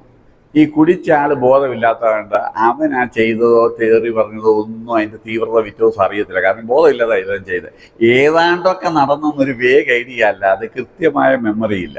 പക്ഷേ ഈ പച്ചയായിട്ട് കണ്ട ഒരു മോനോ മോളോ ഭാര്യയോ അമ്മയോ ഇത് കണ്ടെങ്കിൽ അവരുടെ ജീവിതത്തിൽ നിന്ന് പറഞ്ഞതോ കേട്ടതോ ചെയ്തതോ ഒന്നും മനസ്സിൽ നിന്ന് പോകത്തില്ല. കാരണം അവർ പച്ചയായിട്ടാണ് കണ്ടത്, മറ്റും ബോധമില്ലാതെ ഇതെല്ലാം ചെയ്തത്. അപ്പോൾ ആരെയാണ് കൂടുതൽ ബാധിക്കുന്നത്? ചെയ്തവരെയാണോ കണ്ടവരെയാണോ? കണ്ടവരെയാ. ഇവരെ വല്ലാതെ ബാധിക്കും. അതുകൊണ്ട് തന്നെ ഈ ഇപ്പം എല്ലാ ദിവസവും രാവിലെ സത്യം ചെയ്യും, എന്തോ ഇന്ന് കുടിക്കാൻ പരിപാടിയെന്ന്. കാരണം അവർ ജെന്യുവനായിട്ട് പറയുന്നതാണ്. പക്ഷേ അവർക്ക് കണ്ടു കഴിഞ്ഞപ്പോൾ സമയമായപ്പോൾ അവർ വീണിട്ട് എന്തോ ചെയ്യും? പിന്നെ എന്ത് ചെയ്യും? 4 കാലം വരുന്ന ഉടനെ എന്ത് ചെയ്യും? ഭാര്യമാരുടെ സ്വഭാവം മാറും. കാരണം ആദ്യം ഭാര്യമാരുണ്ടാകുന്നത് കൺട്രോളറാകും, അല്ല ആദ്യം പ്രൊട്ടക്ടറാകും. ഇന്നലെ എന്തോ അടി അവൻ വന്ന് കിടന്നുറങ്ങിയത്, ചേട്ടൻ ഇന്ന് ഒരു തലവേദനയാണ്, അതുകൊണ്ട് അമ്മയോട് പറയുക. കാരണം ഭാര്യയോട് പറഞ്ഞിട്ട് രവത്തം പറ്റി അമ്മയോടൊന്നും പറയരുത്, ഇന്നുകൊണ്ട് നിർത്തിയേക്കാമെന്ന് പറയുന്നത് ഈ വാക്ക് കേട്ടിട്ട് പാവം എന്തോ ചെയ്യും? വയറ്റുവേദനയായിരുന്നു, തലവേദനയായിരുന്നു എന്നൊക്കെ പറഞ്ഞ് വീട്ടിൽ നിന്ന് പിള്ളേരിൽ നിന്നും അമ്മമാരിൽ നിന്നും അപ്പന്മാരിൽ നിന്നൊക്കെ രക്ഷിച്ച് കഴിയുമ്പോൾ എന്തോ ചെയ്യും? ഇവർ നോക്കുമ്പം പക്ഷേ അഡിക്ഷൻ അല്ലയോ, 2 ദിവസം കുടിച്ചിട്ട് 2 ദിവസം കൊണ്ട്. അപ്പോൾ എത്ര ദിവസം വയറ്റുവേദനയാ തലവേദനയാന്ന് പറയും. അപ്പം ഓരോരുത്തർ പറയും, നിൻ്റെ കൂടെ കൂടിയിട്ട് നീ കൂടെ പൊതിഞ്ഞുകൊണ്ടാണ് ഇതിനെ കുടി കൂടുന്നതെന്ന് പറഞ്ഞ് ഇവരെ ഇളക്കുമ്പോൾ ഇവരെന്തോ ചെയ്യും? പതുക്കെ സ്വഭാവം മാറ്റും. ഇനി ഞാൻ ഇതൊന്നും ചെയ്യത്തില്ല, ഞാൻ ഇതുകൊണ്ട് വന്നാൽ ഞാൻ വീട്ടിൽ കയറ്റത്തില്ല, ഞാൻ കുപ്പി പൊട്ടിച്ച് കളയും, കാശ് തരത്തില്ല, ATM മാറ്റി വെക്കും, പരിപാടികളൊക്കെ ചെയ്യും. അപ്പോഴത്തെ ആണുങ്ങളുടെ സ്വഭാവം മാറും. അത് നല്ല കുഞ്ഞാടായിട്ട് വന്ന് നേരെ ഞൊത്തി കയറി കിടക്കുകയുള്ളൂ. ഒരു വഴക്കുമില്ല ഈ ഫസ്റ്റ് സ്റ്റേജിൽ. കാരണം ഭാര്യയും വഴക്കുണ്ടാക്കുന്നത് ഇവരും വഴക്കുണ്ടാക്കുന്നില്ല. വന്നാൽ പെരക്കകത്ത് കൊണ്ടുപോയി കട്ടിലെ കൊണ്ടുപോയി വാരിയൊക്കെ കൊടുത്ത് ചാപ്പാടൊക്കെ കൊടുത്തിട്ട് കിടന്നു, ആരും പിള്ളേരൊന്നും അറിയിക്കാതെ കിടന്നു. അപ്പോൾ നല്ല വഴക്കേ ഇല്ല. സെക്കൻഡ് സ്റ്റേജിലാണ് വഴക്ക് തുടങ്ങുന്നത്. അപ്പോൾ എന്താ, കൺട്രോളറാകും, ഭാര്യമാർ കൺട്രോളറാകും. പ്രൊട്ടക്ടറിൽ നിന്ന് പതുക്കെ ആരാകും, കൺട്രോളർ. അപ്പം ആണുങ്ങളുടെ നമ്മുടെ ഇന്ത്യയിലെ ഈഗോ അനുസരിച്ച് നീ ആരാടി എൻ്റെ കാശ് കൊണ്ട് കുടിക്കുക, നീ എന്നെ ഭരിക്കാനായോ, എൻ്റെ ATM മാറ്റി വെക്കുമോ, എൻ്റെ കൂട്ടുകാരനെ വിളിച്ച് നീ എന്നെ കളിയാക്കുമോ, എൻ്റെ ബോസിനെ വിളിച്ച് കാശ് കൊടുക്കരുതെന്ന് പറയുമോ, അല്ലെങ്കിൽ നീ നിൻ്റെ അമ്മയെ വിളിച്ച് പറഞ്ഞില്ലേ, ഇതൊക്കെ പറഞ്ഞിട്ട് ഈ കൺട്രോൾ ചെയ്യാൻ ശ്രമിച്ചതിൻ്റെ വാശിയാവും. ഈ വാശിയാകുന്നതോടെ കുടി കൂടും. അപ്പോൾ പിന്നെ വരുന്ന എന്താ, ഇന്നലത്തെ പരുവത്തിൽ ഇങ്ങോട്ട് വന്നേക്കരുതേ, ഇങ്ങനെ വന്നാൽ ഞാൻ കയറ്റത്തില്ല എന്ന് പറഞ്ഞിട്ട് പോകാമെന്ന് വിചാരിക്കുക. പച്ചയായിട്ടിരിക്കുമ്പോൾ ഒരു 10 പ്രാവശ്യം ചെയ്യാം. അവളെന്താ എന്നെ വീട്ടിൽ കയറ്റത്തില്ല, എൻ്റെ വീട്ടിലാണ് അവള്. ഇതൊരു 4 പ്രാവശ്യം കൊണ്ട് ചിന്തിക്കുമ്പോഴത്തേക്ക് അങ്ങനെ രക്തം തിളയ്ക്കും. ഇത് കഴിഞ്ഞിട്ടാണ് രണ്ടടിക്കുന്നേ. അപ്പൊ അടിച്ചിട്ട് വരുവോ എങ്ങനെയായിരിക്കും, റോഡിൽ വരുമ്പോഴേ ചോദിക്കും, നീ കയറുമോ, എൻ്റെ വീട്ടിൽ കയറുമോ, 2 തൊഴി നാട്ടുകാരെ അറിയിക്കും. കാരണം അതുവരെ ശല്യമില്ലാത്ത ഞൊത്തി പാർട്ടി ആളുകൾ ഈ സ്റ്റേജ് വരുമ്പോഴത്തേക്ക് തൊഴി തുടങ്ങും, ബഹളം തുടങ്ങും. ഇങ്ങനെ വീട്ടിൽ കുടുംബ വഴക്ക് 2ാം സ്റ്റേജിൽ. ഈ കുടുംബ വഴക്ക് കൂടുമ്പോൾ എന്നിട്ട് പറയും, അതിലും ഭാര്യമാർക്ക് ഭ്രാന്ത് പിടിക്കുന്നത്, ഇവർ വെള്ളം അടിച്ചവരെക്കാളും ഭാര്യമാർ ഭ്രാന്താവും. എന്താണെന്നറിയാം, അവൾ നീ മുഖാന്തരം ഞാൻ കുടിച്ചത്, ഞാൻ ഇന്ന് കുടിക്കണ്ടെന്ന് വിചാരിച്ച് രാവിലെ തീരുമാനമെടുത്ത് പോയാൽ, നീ പുറകെ ഇന്ന് വിളിച്ച് പറഞ്ഞില്ലേ ഇന്നലത്തെ പരുവത്തി വന്ന് ഞാൻ കയറ്റത്തില്ല, നീ പറഞ്ഞുകൊണ്ടായ കുടിക്കാൻ. അപ്പോൾ ഈ ഭാഷ കൊണ്ട് പറയും. ഇത് കേൾക്കുമ്പോൾ ഭാര്യയുടെ ഇൻറ്റൻഷൻ എന്തായിരുന്നു, ഇത് പറഞ്ഞത് എങ്ങനെയാലും ഇത് കുടിക്കാൻ വരണം എന്നുള്ള ഇൻറ്റൻഷനാണ് പറഞ്ഞത്. ഇതിനെ കുറ്റം പറഞ്ഞ് അവരെ പഴി പറയുന്നതോട് ഇവർ വയലൻ്റ് ആവും. അവസാനം കള്ള് കുടിച്ച ആളാണോ ഈ സ്വീകരിക്കുന്ന ആളാണോ കൂടുതൽ വയലൻ്റ് എന്ന് അറിയാൻ വയ്യാത്ത സ്റ്റേജിലാവും. ഇങ്ങനെയാണ് കുടുംബ വഴക്കുകൾ ആരംഭിക്കും. അത് കഴിയുമ്പോൾ 3ാം സ്റ്റേജുണ്ട്. അപ്പോൾ ഭാര്യമാർ പറയും, ഇനി ഞാൻ മിണ്ടുന്നേ ഇല്ല, നിങ്ങൾ കുടിക്കുകയോ ജീവിക്കുകയോ രാകുകയോ എന്താ വേണേൽ ചെയ്യുമോ, കുറച്ചു കാലം ഒരു മിണ്ടാതിരിക്കുമ്പോൾ ഇവിടെ നല്ല ലൈസൻസാണ്. ഇവിടെ ഇപ്പം കുടിച്ചിട്ട് വന്ന ഒരു മിണ്ടാട്ടവും ഇല്ല. അപ്പം എന്താ ചെയ്യുക, ഉരുളി എടുക്കുക, മോന്ത എടുത്ത് കളിക്കുക, റബ്ബർ ഷീറ്റ് പച്ച കൊണ്ടുപോവുക, ഇതെല്ലാം ചെയ്യും. കാരണം എന്തോ ചെയ്താലും ഇവളൊന്നും മിണ്ടുന്നില്ല എന്ന് പറഞ്ഞാൽ ഈ പറഞ്ഞതിന് ഒരു മറുപടിയാണ്. ഇത് നോക്കുമ്പോൾ എന്തോ ഇത് എനിക്ക് കരിങ്കല്ല്, വീടിൻ്റെ തറ ഇളക്കിയിട്ട് കരിങ്കല്ല് വിറ്റിയ ക്ലയൻസ് എനിക്ക്. കരിങ്കല്ല് കല്ല് എടുത്തിട്ട് അത് 20 രൂപയ്ക്കൊക്കെ വിറ്റിട്ട്, ഇപ്പോഴല്ല കുറച്ചു കാലം മുമ്പ് തറയുടെ കരിങ്കല്ല് വിറ്റിട്ട് കുടിച്ചോമാൻ എനിക്കുണ്ട്, കഷ്ടം എടുക്കുന്നത്. അപ്പോൾ ഇങ്ങനെയൊക്കെ ചെയ്യുമ്പോൾ ആരിൽ കണ്ടു നിൽക്കുമോ, അപ്പോൾ വീണ്ടും കയറി ഇടപെടും. അപ്പോൾ ഇതിൽ നല്ലത് എൻ്റെ അപ്പനെ കൊണ്ട കയത്തിൽ കെട്ടിയാൽ മതിയായിരുന്നു, ഇതിൻ്റെ കൂടെ കൂടിയതാ കുഴപ്പമെന്നൊക്കെ പറഞ്ഞു ഇതുപോലെ ദണ്ണം വെള്ള വാക്കുകൾ പറയും. ഇത് മനസ്സിലിരിക്കും. അപ്പം നീ എൻ്റെ കൂടെ കൂടിയത് കയത്തിൽ പോകുന്നതിനേക്കാളും നല്ലതാണ്. അപ്പം നീ ഈ പരുവത്തിലായിരിക്കുന്നതിൽ പിന്നെ ഞാൻ നിനക്ക് എന്തിനാണ് ചിലവിനായിരുന്നേ, ഇയാൾ വൈരാഗ്യമാവും. അതൊരു വൈരാഗ്യമില്ല. പക്ഷെ എന്തുവാ, എന്നെ പോരാ, എന്നെ കെട്ടിയത് തെറ്റാന്ന് പറഞ്ഞ് ഞങ്ങൾക്ക് എന്തിനാണ് ചിലവിന് കൊടുക്കുന്നത്. പിന്നെ ചിലവിന് കൊടുക്കും നിൽക്കും, ഇവൻ കുടി ഫുള്ളങ്ങാകും. മനസ്സിലാകുന്ന ആ പെരുമാറ്റ വ്യത്യാസം ഞാൻ പറഞ്ഞത് ശരി. നിങ്ങളെ ഘട്ടം ഘട്ടമായിട്ട് വാർത്തയുണ്ടോ? ഇങ്ങനെയാണ് ഇവരുടെ ഘട്ടം ഘട്ടമായിട്ട് സ്വഭാവം അങ്ങ് മാറിയിട്ട് ലോകത്തിലെ ഏറ്റവും ഗതികെട്ട വീടാണ്. ആ വീട്ടിൽ ഒന്നിച്ചൊരു ചർച്ചയില്ല, ഒന്നിച്ചൊരു കഴിപ്പില്ല, ഒന്നിച്ചൊരു യാത്രയില്ല, ഒന്നിച്ചൊരു പ്രാർത്ഥനയില്ല. ഒരു മനുഷ്യ വീടിന് വേണ്ടി ഒരു കാര്യം, ഒരു കള്ളുകൂടി, നല്ല കള്ളുകൂടി എൻ്റെ വീട്ടിലില്ല. ഉണ്ടോ? അവരൊന്നിച്ചെവിടെയും പോകും. കാരണം അടിച്ചിട്ട് പോയി കണ്ടു വെക്കുമ്പോഴത്തേക്കും നിങ്ങളുണ്ടോ, ഞാൻ വരുന്നില്ല, ഞാൻ തന്നെ പൊക്കോളാം, അല്ലെങ്കിൽ നിങ്ങൾ പൊക്കോന്ന് പറഞ്ഞ് ഭാര്യയും കുഴി, പിള്ളേർ കൂടത്തില്ല. അങ്ങനെ ഒരു വീട്ടിൽ ഒന്നിച്ച് കഴിപ്പുണ്ടോ? കാരണം ഇയാളെ എങ്ങനെ ഇത് കഴിപ്പിച്ചൊന്ന് കറക്കണം. അപ്പോൾ ഒരു ഭാര്യ എന്തോ പ്രാർത്ഥിക്കുന്നത്, എൻ്റെ ദൈവമേ സ്നേഹവും വേണ്ട ഒന്നും വേണ്ട എന്ന് വഴക്കില്ലാന്ന് പറഞ്ഞാൽ മതി. അപ്പോൾ മിനിമത്തിലേക്ക് അങ്ങാവും, മിനിമം എക്സ്പെക്റ്റേഷൻ ആവും. അപ്പോൾ അവിടെ ഒരു ഹെൽത്തി ഫാമിലിയെ കുറിച്ച് ഒരു പ്രതീക്ഷയും ഇല്ല. നാറ്റം കൂടുമ്പോൾ അപ്പുറത്തെ മുറിയിലോട്ട് അങ്ങ് മാറും, കൊച്ചുങ്ങളുമായിട്ട് കിടക്കും. അപ്പോഴത്തെ കൊച്ചും ഭാര്യയുമായിട്ടൊരു കിടപ്പായി ഇവിടുന്ന് അങ്ങ് മാറും. ഇങ്ങനെ നിങ്ങൾ നോക്കിയാൽ ഒന്നിച്ചുള്ള കിടപ്പില്ല, ഒന്നിച്ചുള്ള കഴിപ്പില്ല, ഒന്നിച്ചുള്ള യാത്രയില്ല, ഒന്നിച്ചുള്ള പ്രാർത്ഥനയില്ല, ഒന്നിച്ചുള്ള ഒരു പരിപാടിയില്ല. ഒരു കൂരയ്ക്കകത്ത് 2 പേരും കൂടെ താമസിക്കുന്ന ഒരു സ്ഥലമായിട്ട് ഇതങ്ങ് മറുപടില്ലേ. ഇതാണ്. അപ്പോൾ ഡിസീസ് ആർക്കൊക്കെയാണ്? ഈ കൂടെ താമസിക്കുന്ന എല്ലാവർക്കും ഡിസീസാണ്. മൂത്ത പിള്ളേർ മിക്കവാറും നോക്കി മദ്യപിക്കുന്ന വീട്ടിലെ പെൺപിള്ളേർ ഏറ്റവും വലിയ ആഗ്രഹം ഒരു മദ്യപാനിയെ കെട്ടരുതെന്നാണ്. പക്ഷേ കെട്ടിയത് 75% അല്ലെ 85% കള്ളുകുടിയന്മാരെ മാത്രമേ കെട്ടിയിട്ടുള്ളൂ. നിങ്ങളുടെ ഹിസ്റ്ററി എടുത്തോ, നിങ്ങളുടെ ചുറ്റുപാടുള്ള ഏത് വീട്ടിലെടുത്തോ. കാരണം ഇവളെ പോയി പ്രേമിക്കുകയാണെങ്കിൽ ഒരു കള്ളുകുടിയനെ രക്ഷിക്കാൻ വേണ്ടി പ്രേമിക്കും. ഇവൾ പറഞ്ഞ് പ്രേമിച്ച് കഴിയുമ്പോൾ എന്തോ പറ്റും, ഇവനെ കൂടി നിർത്തി കഴിയുമ്പോൾ ആവേശത്തിന് പോയി കൂടും. കൂടിയ ദിവസം തൊട്ട് കൂടി തുടങ്ങും. അപ്പൊ ഇവക്ക് വേണ്ടി നിർത്തിയതാ, അതാ തുടങ്ങും. ഇനി അല്ലാതെ അപ്പൻ ആലോചിക്കുകയാണെങ്കിൽ 2000 രൂപ കൊടുത്തിട്ട് ഒരു ബ്രോക്കറെ വിടുകയാണെങ്കിൽ രണ്ട് കുപ്പി മാറ്റി കൊടുക്കുന്ന ഇവൻ പോയി നല്ല എന്ത് ചെയ്യും? ഇതുപോലെ അവിടെ തിരക്കുമ്പോൾ ഇവിടെ നല്ല അടിയാന്നറിയാം. അപ്പൊ ഇങ്ങോട്ട് കൊണ്ടുവരുന്ന അപ്പൻ്റെ ഈ ബ്രോക്കർ കൊണ്ടുവരുന്ന ഏത് ടൈപ്പ് ആയിരിക്കും? ഈ ടൈപ്പ് തന്നെ കൊണ്ടുവരിക. അവസാനം എന്താ? ഈ അമ്മയുടെ ഗതികേടിനെക്കാട്ടിലും ഗതികേടായിരിക്കും ഈ കൊച്ചിന് അവസാനം. ഇതാണ് ഇപ്പം ഞാൻ കണ്ടുവരുന്നത്. വളരെ ഗതികേടാണ്. കാരണം അതുപോലെ തന്നെ മദ്യപിക്കുന്ന വീട്ടിലെ ആൺകുട്ടികൾക്ക് കള്ളുകുടിയരാകരുന്ന ഏറ്റവും വലിയ ആഗ്രഹം. പക്ഷേ സ്റ്റാറ്റിസ്റ്റിക്സ് കാണിക്കുന്നത് 5 ടൈംസ് കൂടുതൽ ആൽക്കഹോളിക്ക് ഉണ്ടാകുന്ന കള്ളുകുടിയന്മാരുടെ വീട്ടിൽ തന്നെയാണ്. 5 ടൈംസ്. കുടിക്കാത്ത ഒരു വീടിനേക്കാളും 5 ഇരട്ടി സാധ്യത കുടിക്കുന്ന വീട്ടിലെ പിള്ളേർ തന്നെ കുടിയന്മാരാകാനാണ്. അപ്പോൾ കണ്ടല്ലോ, ഈ ഒരു വർഷത്ത് അവരങ്ങനെ പെടരുതെന്ന് ആഗ്രഹിക്കും, പക്ഷേ എന്തോ അതുപോലെ ചെന്ന് സംഭവിക്കുകയും ചെയ്യും. മിക്കവാറും ഇളയ പിള്ളേരാണ് കുടിയന്മാർ. ഒരു വീട്ടിൽ അവിടെ ഏറ്റവും ഇളയവന്മാരാണ് കുടിയന്മാർ. കാരണം ഇളയവനും അപ്പനുമായിട്ട് അടുപ്പം, മൂത്തവനും അമ്മയുമായിട്ട് അടുപ്പമാണ്. മൂത്തവനും അപ്പന്മാരുമായിട്ട് മിക്കയിടത്തും വഴക്കാം, മൂത്ത അമ്പിളാരുണ്ടെങ്കിൽ. അത് പെണ്ണായാലും ആണെങ്കിൽ. കാരണം ഈ അപ്പന് അമ്മയെ അടിക്കുമ്പോൾ പ്രൊട്ടക്ടറാകും. ആര്? മൂത്ത. എൻ്റെ അമ്മയെ തുടരുമെന്ന് പറഞ്ഞാൽ ഒരു 10-14 വയസ്സൊക്കെ കൊച്ചുവീഴ്ചയൊക്കെ ആകുമ്പോൾ തുടങ്ങും. അപ്പം പിന്നെ അമ്മയോടുള്ള ദേഷ്യം തീർന്നിട്ട് ഇവൻ്റെ പുറകെ നടക്കും. ഇവർ രണ്ടും കൂടെ ഭയങ്കര ശത്രുതയാണ്. ഇവൻ എങ്ങനെയും പഠിച്ചു പോയി രക്ഷപ്പെടും. മിക്കവാറും വീട് നടത്തുന്നതിന് ഉത്തരവാദിത്തമുള്ളവനായിട്ട് മൂത്തവൻ മാറും. പക്ഷേ ഇളയവർ മിക്കവാറും ഈ അപ്പനെ കിടക്കുന്നിടത്തുനിന്ന് വിളിച്ചുകൊണ്ട് വരുന്നതും വാരി കൊടുക്കുന്നതും കുളിപ്പിക്കുന്നതൊക്കെ ഈ കൊച്ചവരാ. അവരവസാനം അപ്പൻ്റെ അതേ മോഡലാകും. ഇതെല്ലാം നിങ്ങൾ പോയൊന്ന് ഹിസ്റ്ററി എടുത്ത് നോക്കിയാൽ കൃത്യമായിട്ട് ഓരോ വീട്ടിലെ ഹിസ്റ്ററി കാണാൻ പറ്റും. ഇങ്ങനെ വളരെ അപകടം എന്ന് പറഞ്ഞാൽ തലമുറ കൈമാറി പോകുന്ന ഒരു അപകടം പിടിച്ച രോഗം. ജനറ്റിക്കലി ബൈ ബിഹേവിയറും വീട്ടിലെ പാറ്റേണും. ഇതെല്ലാം തന്നെയല്ല പെൺകൊച്ചുങ്ങൾ. ഈവൻ എനിക്ക് കുടിക്കാത്ത വീട്ടിലെ പെൺപിള്ളേർ, കുടിക്കുന്ന വീട്ടിലെ പെൺപിള്ളേർ പോയി കുടിക്കാത്തവനെ കെട്ടിച്ചിട്ട് കുടിക്കന്മാരാക്കിയിട്ടുണ്ട്. കാരണം ഇവള് കണ്ടു വളർന്ന അമ്മയാരാ? ഒരിക്കലും അപ്പനെ റെസ്പെക്ട് ചെയ്യുന്ന, ഒന്നിച്ച് ചർച്ച ചെയ്യുന്ന, ഒന്നിച്ച് ആലോചിക്കുന്ന, ഒന്നിച്ച് കിടക്കുന്ന ഒന്നും ഇവള് കണ്ടിട്ടുണ്ടോ? നല്ല വീട് കണ്ടിട്ടുണ്ടോ ഈ കൊച്ച്? ഉണ്ടോ?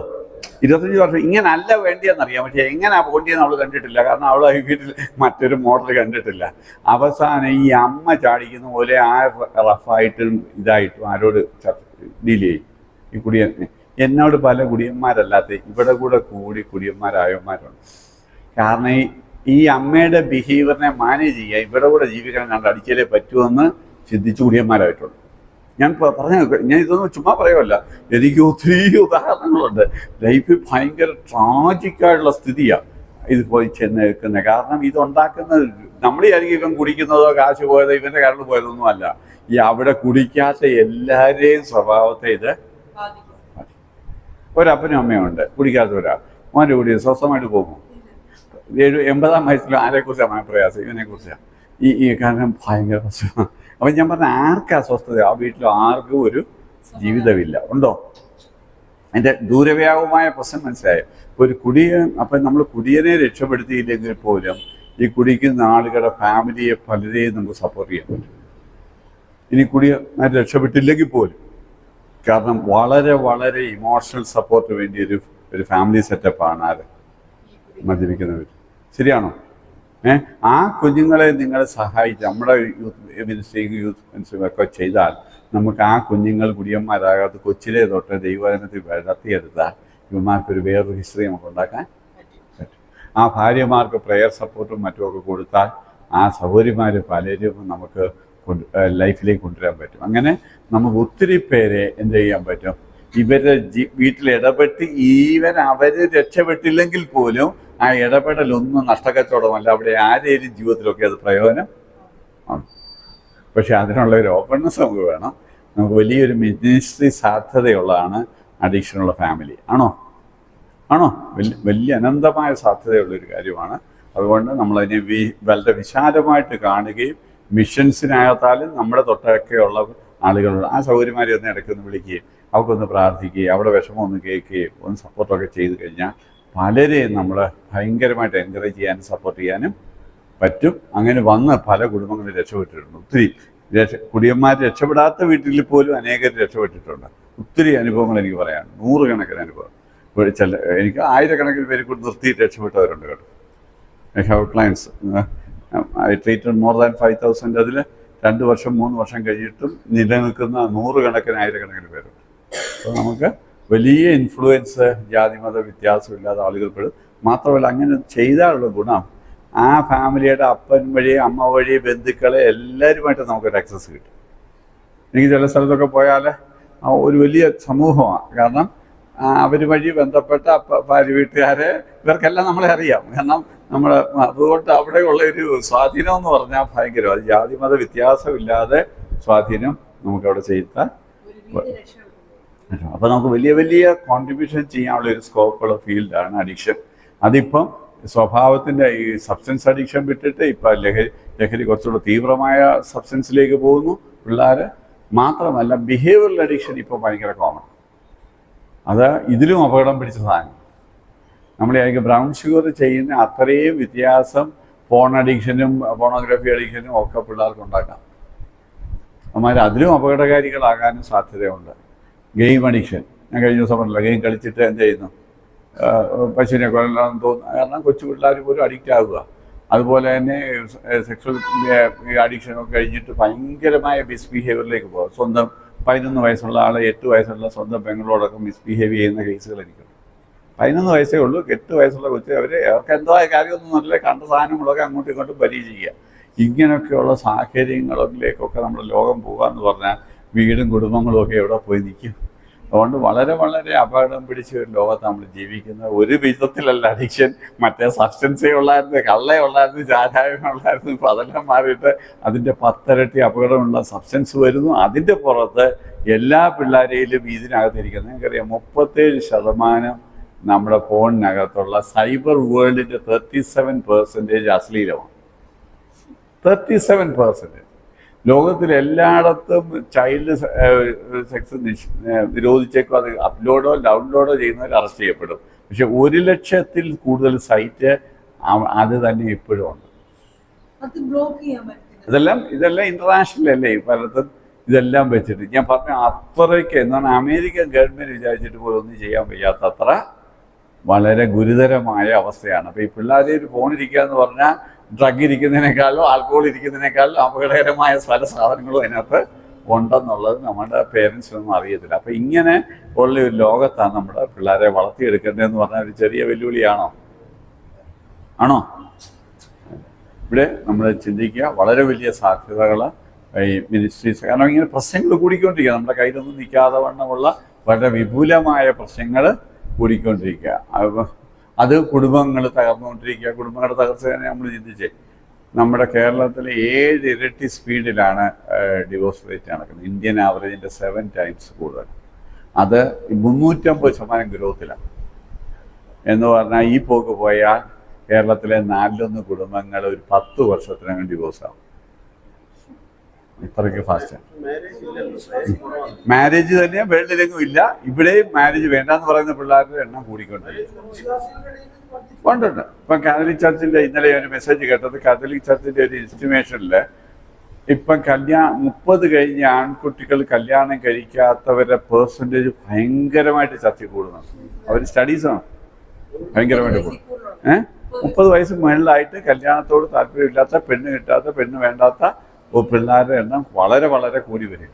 അപ്പം ഇങ്ങനെയൊക്കെയുള്ള അതിഭയങ്കര എന്ന് പറഞ്ഞാൽ നമ്മുടെ ഒരു കാലഘട്ടത്തിൽ നോക്കിയിരിക്കുന്നതിനിടയ്ക്ക് പുതിയ പുതിയ പ്രശ്നങ്ങൾ വന്നുകൊണ്ടിരിക്കുന്ന ലോകത്താണ്. ഇതെല്ലാം മാനസിക പ്രശ്നങ്ങളിലേക്കും കാരണം കുടുംബമാണല്ലോ മനുഷ്യനെ ഒരു മെൻ്റലി ഹെൽത്തി ആക്കേണ്ട ഒരു സ്ഥലം. മനുഷ്യനെ ഏറ്റവും കൂടുതൽ സപ്പോർട്ട് സിസ്റ്റം. അത് പൊളിഞ്ഞു കഴിഞ്ഞാൽ പിന്നെ മനുഷ്യനിൽ നിസ്വാർത്ഥതയായാലും സ്നേഹമായാലും വിട്ടുവീഴ്ചയായാലും ക്ഷമയായാലും പൊരുത്തപ്പെട്ടു പോകാൻ പഠിക്കുന്നതായാലും കൊടുക്കാൻ പഠിക്കുന്നത്, ശുശ്രൂഷിക്കാൻ പഠിക്കുന്നത്, ബഹുമാനിക്കാൻ പഠിക്കുന്നത്, എല്ലാ ആതിഥ്യമര്യാദ പഠിക്കുന്നത്, സകല ശുശ്രൂഷകളും പഠിക്കുന്ന സ്ഥലം എവിടെ? കുടുംബം.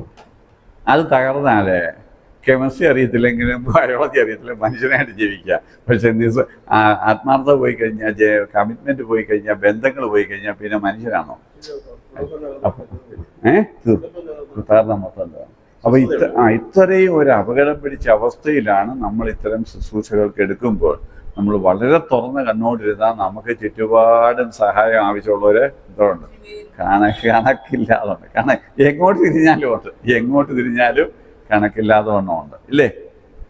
ശരിയല്ലേ? ആണ്. അപ്പോൾ ഇവിടെയാണ് നമ്മുടെ റോള് നമ്മൾ ചിന്തിക്കേണ്ടത്. മിനിസ്ട്രിക്കുള്ള വലിയ സാധ്യതകൾ നമുക്ക് ഉണ്ടെന്നുള്ളത് മനസ്സിലാക്കുക. അപ്പോൾ ഞാൻ ഇവിടെ നമ്മുടെ ഒരു ചില ബിബ്ലിക്കൽ ഇതിലേക്ക് ഞാനൊന്ന് പോകാം. അപ്പോൾ ഒരു ഏകദേശം ഒരു പിക്ചർ കിട്ടിയോ ഇല്ലയോ? വേറൊരു ഞാൻ പറയാതെ പോയാണ്, സെക്ഷൽ ഡിസോർഡർ ഒരു വലിയ കോമൺ ഡിസോർഡറായിട്ട് വരിക.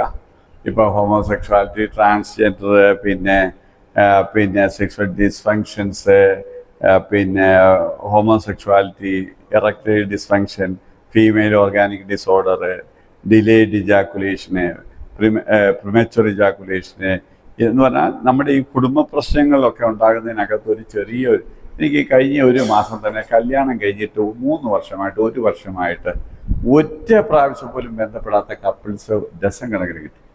ഈ കഴിഞ്ഞ 1.5 മാസത്തിനകത്ത് 4-5 കേസ് കിട്ടി. 3 വർഷമായി തൊട്ടിട്ടില്ല. 3 മാസമായി, 5 മാസമായി, 8 മാസമായി തൊട്ടിട്ടേ ഇല്ല. അത്രയ്ക്കുള്ള പ്രശ്നങ്ങൾ ഈ രംഗത്തൊക്കെ ഉണ്ട്. ഇതൊന്നും പ്രശ്നങ്ങളായിരുന്നു. അത് നമ്മുടെ ഇടയ്ക്കിടയ്ക്ക് ആണെങ്കിൽ 1-2 ആഴ്ച ഇപ്പോഴും ഇച്ചിരിയൊക്കെ സമീപനം പാലിക്കുന്ന ഹിന്ദുസാണ് എൻ്റെ കേസുകൾ. അതോട്ട് നമ്മുടെ പ്രൊട്ടസ്റ്റന്റ് വിഭാഗത്തിലൊക്കെ വന്നാൽ 3 ആഴ്ചക്കകം തന്നെ ഇഷ്യൂ ആവും. കാരണം അവർ റിയാക്ട് ചെയ്യും. അവരിപ്പോഴും ഒരു ഇത് പയ്യനൊക്കെ കഴിഞ്ഞ ദിവസം 4 മാസം 4 വർഷമായിട്ട് 3 വർഷമായിട്ട് ടോളറേറ്റ് ചെയ്ത് ജീവിക്കുന്നു. ഓക്കെ, ഞാൻ പറഞ്ഞു. അപ്പോൾ ഇങ്ങനെയുള്ള പ്രശ്നങ്ങൾ ഒത്തിരി, ഇതൊക്കെ നമ്മുടെ ഒരു സ്പിരിച്വൽ ലീഡർഷിപ്പിലുള്ളപ്പോൾ ഒരു പ്രശ്നം പറയുമ്പോൾ ഇത്തരം ഡയമെൻഷൻസ് ഒക്കെയും നമ്മൾ എന്ത് ചെയ്യണം. ഒരാൾക്ക് താല്പര്യമില്ലാത്തവരുണ്ട്, പേടിയുള്ളവരുണ്ട്, മറ്റേ ആളിനോട് ഇഷ്ടമില്ലാത്തവരുണ്ട്, പിന്നെ മറ്റോരോ ഇപ്പം ഈ ഓരോ ഇതിനകത്ത് വന്ന പല ഡീവിയേഷനിൽ ചെന്ന് പെടുന്നുണ്ട്. ഡെലിവറിക്ക് വേണ്ടിയൊന്നുമല്ല, അല്ലെ സെക്ഷൽ താല്പര്യം തന്നെ. ഇപ്പോൾ ഒരാൾ പീപ്പിങ് സ്വഭാവം തുടങ്ങി, ഒളിഞ്ഞോട്ടം നിൽക്കുന്നവനെ ഒളിച്ചു നോക്കുക, അല്ലാതെ സ്വന്തം ഒരു സ്ത്രീയെ നേരിട്ട് കിട്ടാൻ അവന് ഒരു താല്പര്യമില്ല. അവന് ഒളിഞ്ഞു നോക്കാൻ മാത്രമേ താല്പര്യമുള്ളൂ.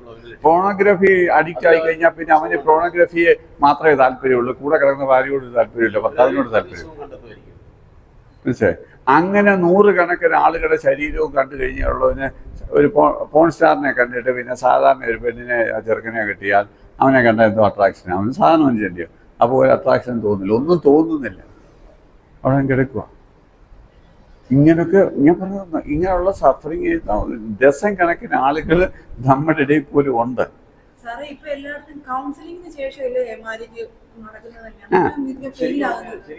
അല്ല, കൗൺസിലിംഗിന് ശേഷം എന്നാൽ ഇതുപോലുള്ള കാര്യങ്ങൾ കൗൺസിലിംഗ് അല്ല നമ്മൾ നടക്കുന്നത്, പ്രീമാറ്റർ പ്രിപ്പറേഷനാണ് എന്ന് പറഞ്ഞാൽ ക്ലാസ് കേൾക്കുക.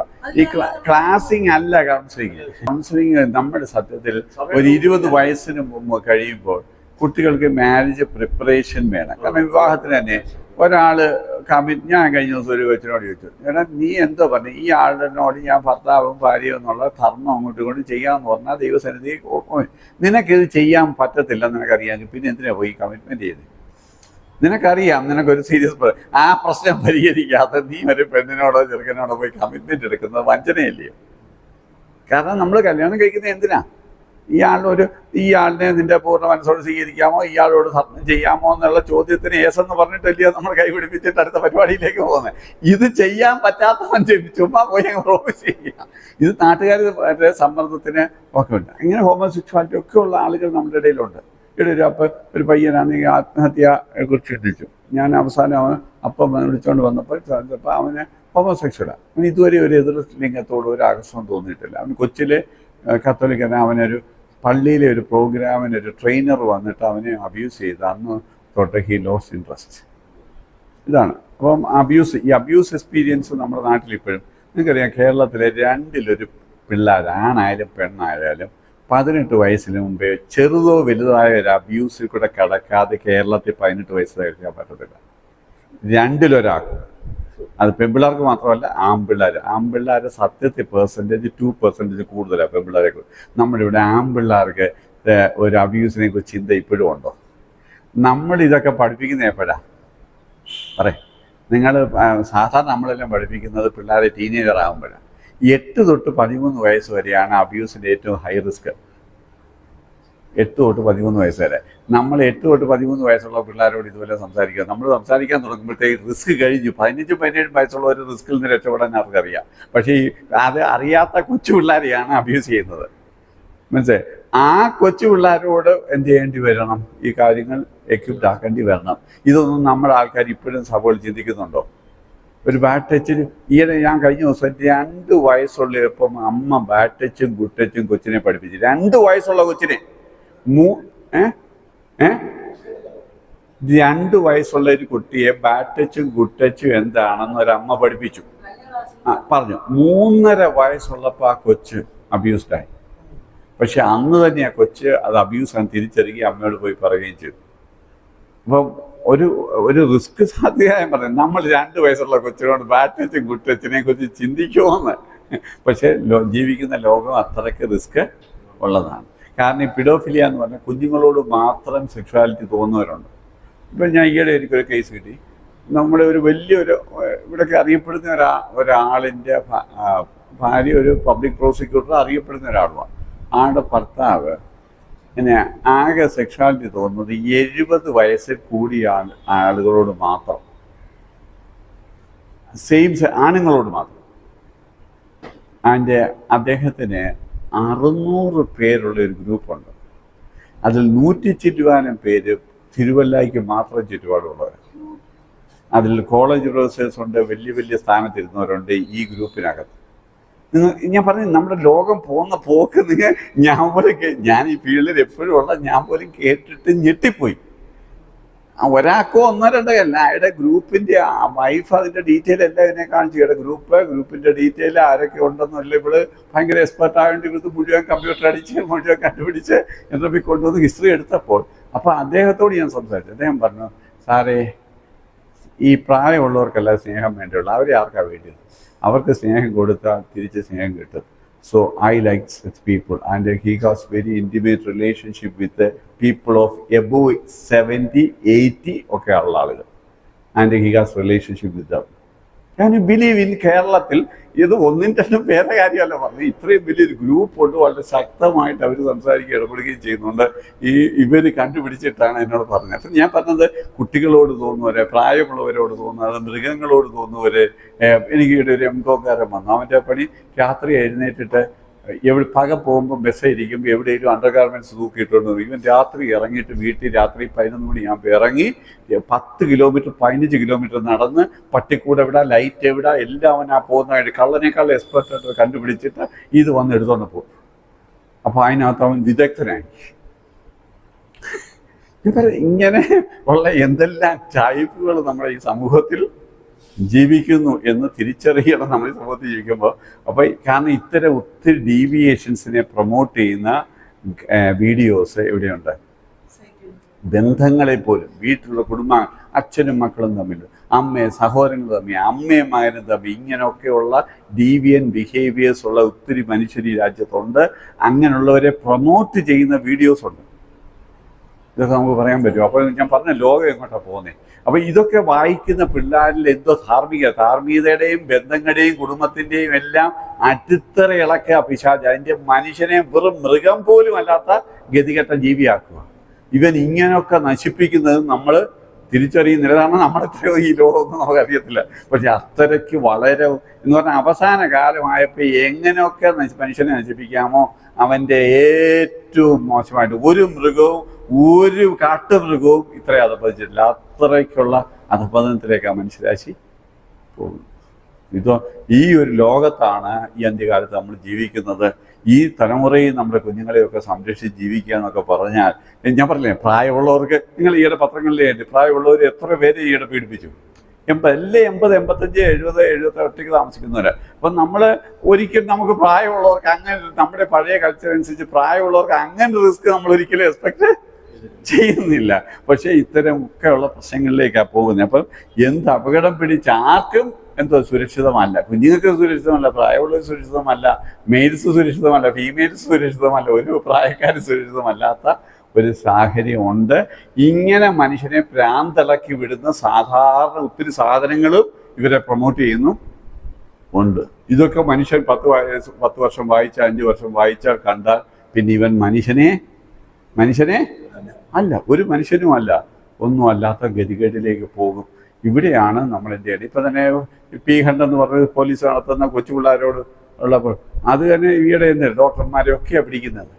ഇവിടെ തന്നെ ഒരു ഡോക്ടറല്ലേ പിടിച്ചു കേരളത്തിൽ. ഇപ്പോൾ പി ഹണ്ടെന്ന് പറഞ്ഞ് ഗവൺമെൻറ് എവിടെയെങ്കിലും പോലീസ് അത്തരം കുട്ടികളുടെ കാര്യം അപ്ലോഡോ ഡൗൺലോഡോ ചെയ്യുന്നവന്മാരെല്ലാം സ്ക്രൂട്ടനൈസ് ചെയ്യുക. എന്നിട്ട് പോലും ഇത്രയും പിടിച്ചിട്ട് പോലും എന്ത് ചെയ്യുന്നു? ഇത് ഭയങ്കര ലോകത്തിലെ ഇൻഡസ്ട്രി, ലോകത്തിലെ ഏറ്റവും വലിയ, ലോകത്തിലെ 5 ഇന്റർനാഷണൽ ആയിട്ടുള്ള MNCs, ലോകത്തിലെ ഏറ്റവും വലിയ കമ്പനികൾ 5 എണ്ണം കൂടുന്നതിൻ്റെ ഇൻകത്തേക്കാൾ കൂടുതലാണ് പോണോഗ്രഫി ഇൻഡസ്ട്രിയുടെ ഇൻകവും ബിസിനസ്. ലോകത്തിലെ ഏറ്റവും എന്ന് പറഞ്ഞാൽ ഈ വലിയ ലോകത്തിലെ ഇപ്പം എന്താ ഈ പോലൊക്കെയുള്ള ലോകത്തിലെ ഏറ്റവും വലിയ 5 കമ്പനികളുടെ മൊത്തം ആസ്തിയേക്കാൾ കൂടുതലാണ് ഈ രംഗത്തുള്ള ബിസിനസ്. അപ്പോൾ ഇതെവിടെ പോയെന്ന് നിങ്ങൾ നോക്കും. ഇത്രയ്ക്ക് അപകടം പിടിച്ച ഒരു ലോകത്താണ് നമ്മുടെ പിള്ളേരും ജീവിക്കുന്നത്. അപ്പോൾ നമ്മൾ എന്തുമാത്രം വിജിലൻ്റ് ആയിരിക്കണം. പാമ്പിനെ പോലെ ബുദ്ധിയുള്ളവരും പാമ്പിനെ പോലെ വിശുദ്ധ. അതന്നെ ഈ ലോകത്തിലെ എൻ്റെ വിവിധ ഭാഗങ്ങളിൽ നിന്നല്ലേ ഇത് എല്ലാ രാജ്യങ്ങളിലും. ഇവർക്ക് ഏത് രാജ്യത്തെ വീക്കെന്നറിയാം, അവിടെ നിന്ന് ഇടും. ഇപ്പം അമേരിക്ക പിടിച്ചാൽ എന്ത് ചെയ്യും? ഇങ്ങനെ നിക്കരാക്കയിലോട്ട് പോകും, വേറെടത്തോട്ട് പോകും. അവിടെ ഇതുപോലൊന്നും സ്ട്രോങ് ലോസ് കാണത്തില്ല. 2 കൊരിന്ത്യർ 1:3-4 ഒന്ന് വായിച്ചേ. മനസ്സലിയുള്ള പിതാവും സർവാശ്വാസം നൽകുന്ന ദൈവമായി നമ്മുടെ കർത്താവായ യേശുക്രിസ്തുവിന്റെ പിതാവായ ദൈവം വാഴ്ത്തപ്പെട്ടത്. ദൈവം ഞങ്ങളെ ആശ്വസിക്കുന്ന ആശ്വാസം കൊണ്ട് ഞങ്ങൾ യാതൊരു കഷ്ടത്തിലുമുള്ളവരെ ആശ്വസിപ്പാൻ ശക്തരാകേണ്ടതിന് ഞങ്ങൾക്കുള്ള കഷ്ടതയിലൊക്കെയും അവൻ ഞങ്ങളെ ആശ്വസിപ്പിക്കുന്നു. ഇപ്പം നമുക്കുള്ള ദൈവം നമ്മളെ ആശ്വസിപ്പിച്ചുകൊണ്ട് കഷ്ടത അനുഭവിക്കുന്നവരെ ആശ്വസിപ്പിക്കാൻ നമുക്ക് എന്തുകൊണ്ട്? ഏത് കഷ്ടത വിധിക്കുന്നവരെ ആശ്വസിപ്പിക്കാനുള്ള ബാധ്യത നമുക്ക് ഉണ്ടോ ഇല്ലയോ? നമ്മൾ ബൈബിള് തന്നെ ബേസിക്കായിട്ട് നമ്മുടെ ചർച്ച എന്ന് പറഞ്ഞാൽ തന്നെ ഈ ഫെലോഷിപ്പ് അല്ലേ. ഞാൻ ഇവിടെ ഒരു 23-25 വാക്യം ഞാൻ ഐഡൻറ്റിഫൈ ചെയ്തു. പുതിയ നിയമത്തിൽ തന്നെ നമ്മൾ അങ്ങോട്ടും ഇങ്ങോട്ടും ചെയ്യേണ്ട കാര്യം. ഞാൻ നിങ്ങളെ സ്നേഹിച്ച പോലെ നിങ്ങൾ തമ്മിൽ സ്നേഹിപ്പി, അങ്ങോട്ടും ഇങ്ങോട്ടും റെസ്പെക്റ്റ് ചെയ്യുവി, അങ്ങോട്ടും ഇങ്ങോട്ടും കരുതുവി, അങ്ങോട്ടും ഇങ്ങോട്ടും ഭാരങ്ങളെ ചുമപ്പി, അങ്ങോട്ടും ഇങ്ങോട്ടും പ്രബോധിപ്പി അല്ലേ. ഒരാൾക്ക് വേണ്ടി ഒരാൾ പ്രാർത്ഥിപ്പി, ഇങ്ങനെ പ്രബോധിപ്പിപ്പി, ശക്തീകരിക്കുക, ഇങ്ങനെ പറഞ്ഞ് ചെയ്യേണ്ട ഒരു 10-23 വാക്യങ്ങളുണ്ട് പുതിയ നിയമത്തിൽ തന്നെ. ഇതെല്ലാം നമ്മൾ അങ്ങോട്ടും ഇങ്ങോട്ടും ചെയ്യേണ്ട. അത് ലീഡർഷിപ്പ് വരുമ്പോഴത്തേക്ക് ഒരു ആടിനെ എന്ത് ചെയ്യുന്ന പോലെ നയിക്കുന്ന പോലെ നയിക്കാനും, ബീക്കറിനെ എടുത്തോണ്ട് നടക്കാനും, അവരെ പരിചരിക്കാനും ഒക്കെയുള്ള ബാധ്യതയാണ് ഇവിടെ പറയുന്നത്. വിശദീകരണത്തിൻ്റെ വലിയ സബ്ജക്റ്റാണ് ഷെപ്പേർഡ്ഷിപ്പ്, ശരിയല്ലേ? ഇവിടെ ഒക്കെ അപ്പോൾ ഇങ്ങനെയുള്ളവരുടെ മേൽ നമുക്ക് ഉണ്ടോ ഇല്ലേ? നമുക്ക് നെഗ്ലക്ട് ചെയ്യാൻ പറ്റില്ല. അത് കുടുംബ പ്രശ്നമാണ്, സ്വകാര്യ പ്രശ്നമാണെന്ന് പറഞ്ഞു വിടുകയല്ല. നമുക്കതിനകത്ത് ഇടപെടാൻ എന്തുള്ള ബാധ്യത ഉണ്ട് അല്ലേ? പക്ഷെ അപ്പം അതിങ്ങനെ ഇടപെടുമ്പോൾ നമ്മൾ ചില കാര്യങ്ങൾ എന്ത് ചെയ്യണം? ശ്രദ്ധിക്കണ്ടേ? അപ്പം ശ്രദ്ധിക്കേണ്ട കാര്യങ്ങൾ എന്തൊക്കെയാണ് ഞാൻ ഇനി പറയാൻ പോകുന്നത്. അപ്പം സങ്കീർത്തനം 34:18 വായിച്ചേ. സങ്കീർത്തനം 34:18, ഫിലിപ്പിയനും 4:6-7 വരെ, മത്തായിയുടെ സുവിശേഷം 11:28. ഇതൊക്കെ ഒന്ന് എഴുതി വെച്ചേക്കാം.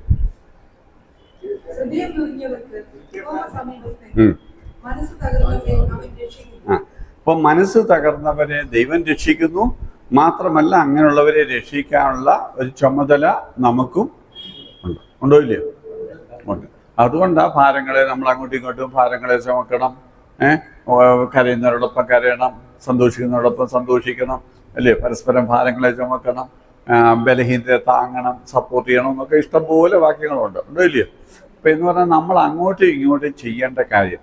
സത്യത്തിൽ നമ്മുടെ സഭയിൽ ഈ കാര്യങ്ങൾ, നമ്മുടെ സഭ എന്ന് പറഞ്ഞാൽ ഞാൻ പൊതുവേ നമ്മൾ അങ്ങോട്ടും ഇങ്ങോട്ടും ചെയ്യേണ്ട കടപ്പാടുകളെ കുറിച്ചുള്ള പഠിപ്പീര് വളരെ, നമ്മളെപ്പോഴും നമ്മുടെ കൂടുതൽ മെസ്സേജ് ദൈവവുമായിട്ടുള്ള ബന്ധത്തിലേക്ക്. പക്ഷെ ദൈവവുമായിട്ടുള്ള ബന്ധത്തിൻ്റെ റിഫ്ലക്ഷൻ എവിടെ കാണേണ്ടത്? നമ്മൾ അങ്ങോട്ടും ഇങ്ങോട്ടുള്ള ബന്ധത്തിലാണ്. സത്യത്തിൽ ഇപ്പം നമ്മൾ സുവിശേഷം ഒത്തിരി പറയുമെങ്കിൽ സുവിശേഷം പറഞ്ഞാൽ വരുന്ന ഒരാളെ കേറ്റർ ചെയ്ത് കൊണ്ടുപോകാൻ നമ്മുടെ എത്ര സഭകൾക്ക് പറ്റുന്നുണ്ട് അല്ലേ? ആ കേറ്റർ ചെയ്ത് പോകുന്നതുകൊണ്ടാണ് പലരും വരുന്നത്. കാരണം പല ഇമോഷണലി ഓരോ സിറ്റുവേഷൻ വരുമ്പോൾ ഫെലോഷിപ്പിനും കൂട്ടായ്മയ്ക്കും സപ്പോർട്ടിനും വേണ്ടിയാണ് ആളുകൾ. സാമ്പത്തികമല്ല ഇന്ന് പലർക്കും വേണ്ടത്. പഴയ കാലത്ത് സാമ്പത്തികം, ഇന്നിപ്പോൾ സാമ്പത്തികത്തെക്കാൾ കൂടുതൽ ആവശ്യം എന്തുവാ? പ്രാർത്ഥനയ്ക്കുള്ള, സഹകരണത്തിനുള്ള, കൂട്ടായ്മയ്ക്കുള്ള ഒരു നീഡും ആളുകൾക്ക് ഭയങ്കരമായിട്ടുണ്ട്. കാരണം സമൂഹത്തിൻ്റെ നെറ്റ്വർക്ക് അങ്ങ് തകർന്നു. മറ്റേ നോക്കിയേ, നമ്മൾ ഈ നാട്ടിലെ നാട് തന്നെ ഒരു കുടുംബമായിരുന്നു. ഒരു 50 വർഷം മുമ്പേ നാട് തന്നെ ഒരു കുടുംബമല്ലായിരുന്നു. ആയിരുന്നു. എന്തൊരു നെറ്റ്വർക്കായിരുന്നു. അവിടെ മരിച്ച വീട്ടിൽ വന്നാൽ ആ വീട്ടുകാർ വല്ലതും അറിയണം. ആ നാട്ടുകാർ ജാതിയോ മതമോ വർഗമോ ഒന്നും വ്യത്യാസമില്ല.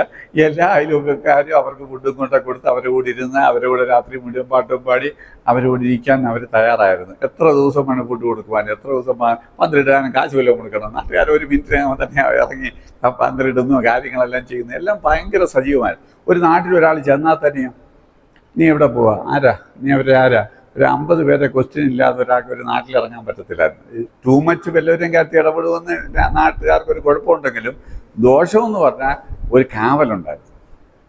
ഭയങ്കര നെറ്റ്വർക്കായിരുന്നു അല്ലേ.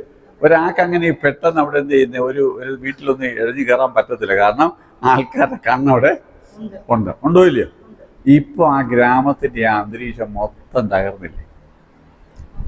നമ്മൾ ഒരു അർബനൈസ്ഡ് വില്ലേജ് അല്ല, നമ്മൾ വില്ലേജ് എന്ന് പറയാൻ വില്ലേജിൻ്റെ ക്വാളിറ്റി ഒന്നുമില്ല. ഇപ്പോൾ ആളുകൾ ഭയങ്കര ഡിസ്റ്റൻ്റായി. എല്ലാവരും അതിൽ കെട്ടി പട്ടിയെ വളർത്തി ആരുമായിട്ടില്ല. മരിച്ച പോലും നമ്മൾ പള്ളിയിലോട്ട് പോകും, ഹോളിലോട്ട് പോകും, കല്യാണത്തിന് വിളിച്ചാൽ പോകും.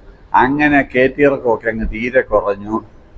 ഒരു ബന്ധങ്ങളും കാര്യമായിട്ട് അങ്ങോട്ടും ഇങ്ങോട്ടും ഇല്ല അല്ലേ.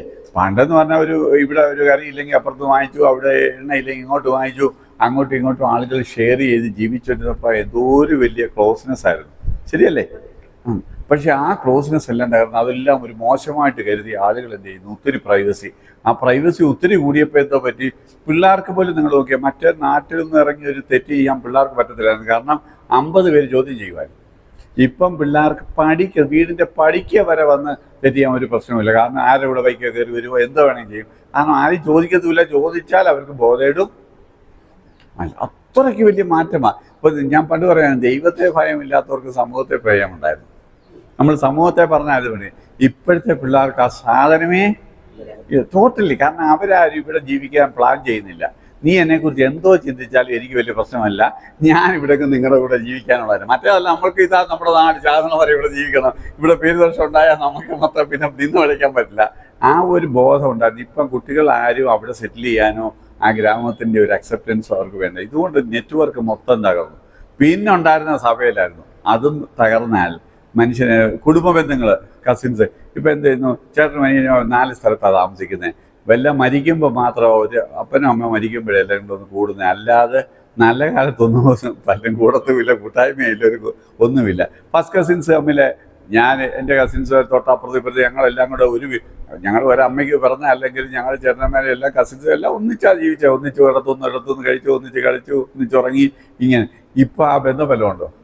കാരണം പിള്ളേർ ഇവിടെ കാണുന്നു, അങ്ങോട്ടും ഇങ്ങോട്ടും അറിയത്തില്ല. കാരണം ചേട്ടൻ ഒരുത്തൻ ദുബായിൽ നിന്ന് ഒരു സമയത്ത് വരുന്നു, മറ്റവൻ USA നിന്ന് വേറൊരു സമയത്ത് വരുന്നു, മറ്റൊരു. അപ്പോൾ ഇവര് വർഷത്തിലെങ്ങാണ്ട് ഒന്ന് വരുമ്പോൾ ഒന്ന് ഫ്ലാഷ് വിസിറ്റ് കൂടെ പോകുന്നതല്ലാതെ ഇവർ തമ്മിൽ കാണത്തുമില്ല, ഒന്നും ആരാന്നും അറിയത്തില്ല. ആകെ ബന്ധം എന്ന് പറഞ്ഞാൽ അപ്പനും അമ്മയും ഞങ്ങൾ മക്കളും ഉള്ള ചെറിയ ലോകമല്ലോ കുടുംബം. മറ്റേ കുടുംബത്തിന്റെ വ്യാപ്തിയൊക്കെ പോയി. അപ്പോൾ ഇതെല്ലാം നമ്മുടെ ഈ ഒറ്റ കാലത്താണ് ഉണ്ടായെന്ന് ഓർക്കണം.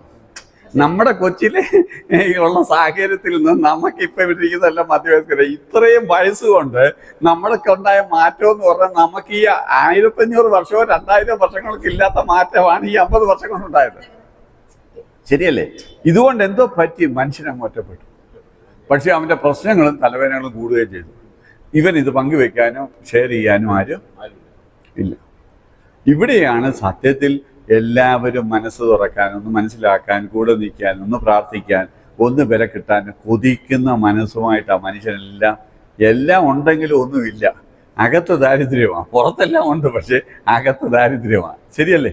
ഈ ദാരിദ്ര്യ അവസ്ഥ ഈഗോ കൊണ്ട് സമ്മതിക്കത്തില്ല. നമുക്കൊരു കുഴപ്പവും ഇല്ലെന്ന് പറഞ്ഞ് നമ്മൾ നടക്കുക. പക്ഷെ ഉള്ളിൻ്റെ ഉള്ളിൽ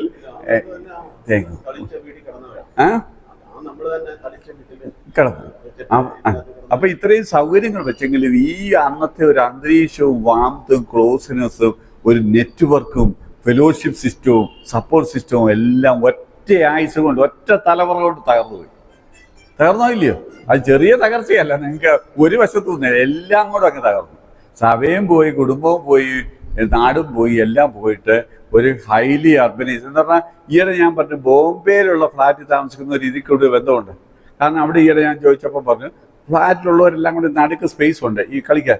ഇവരെല്ലാവരും കൂടെ 4 മണിയാകുമ്പോൾ ഇറങ്ങും. പിള്ളേരെല്ലാം കൂടെ കളിക്കും.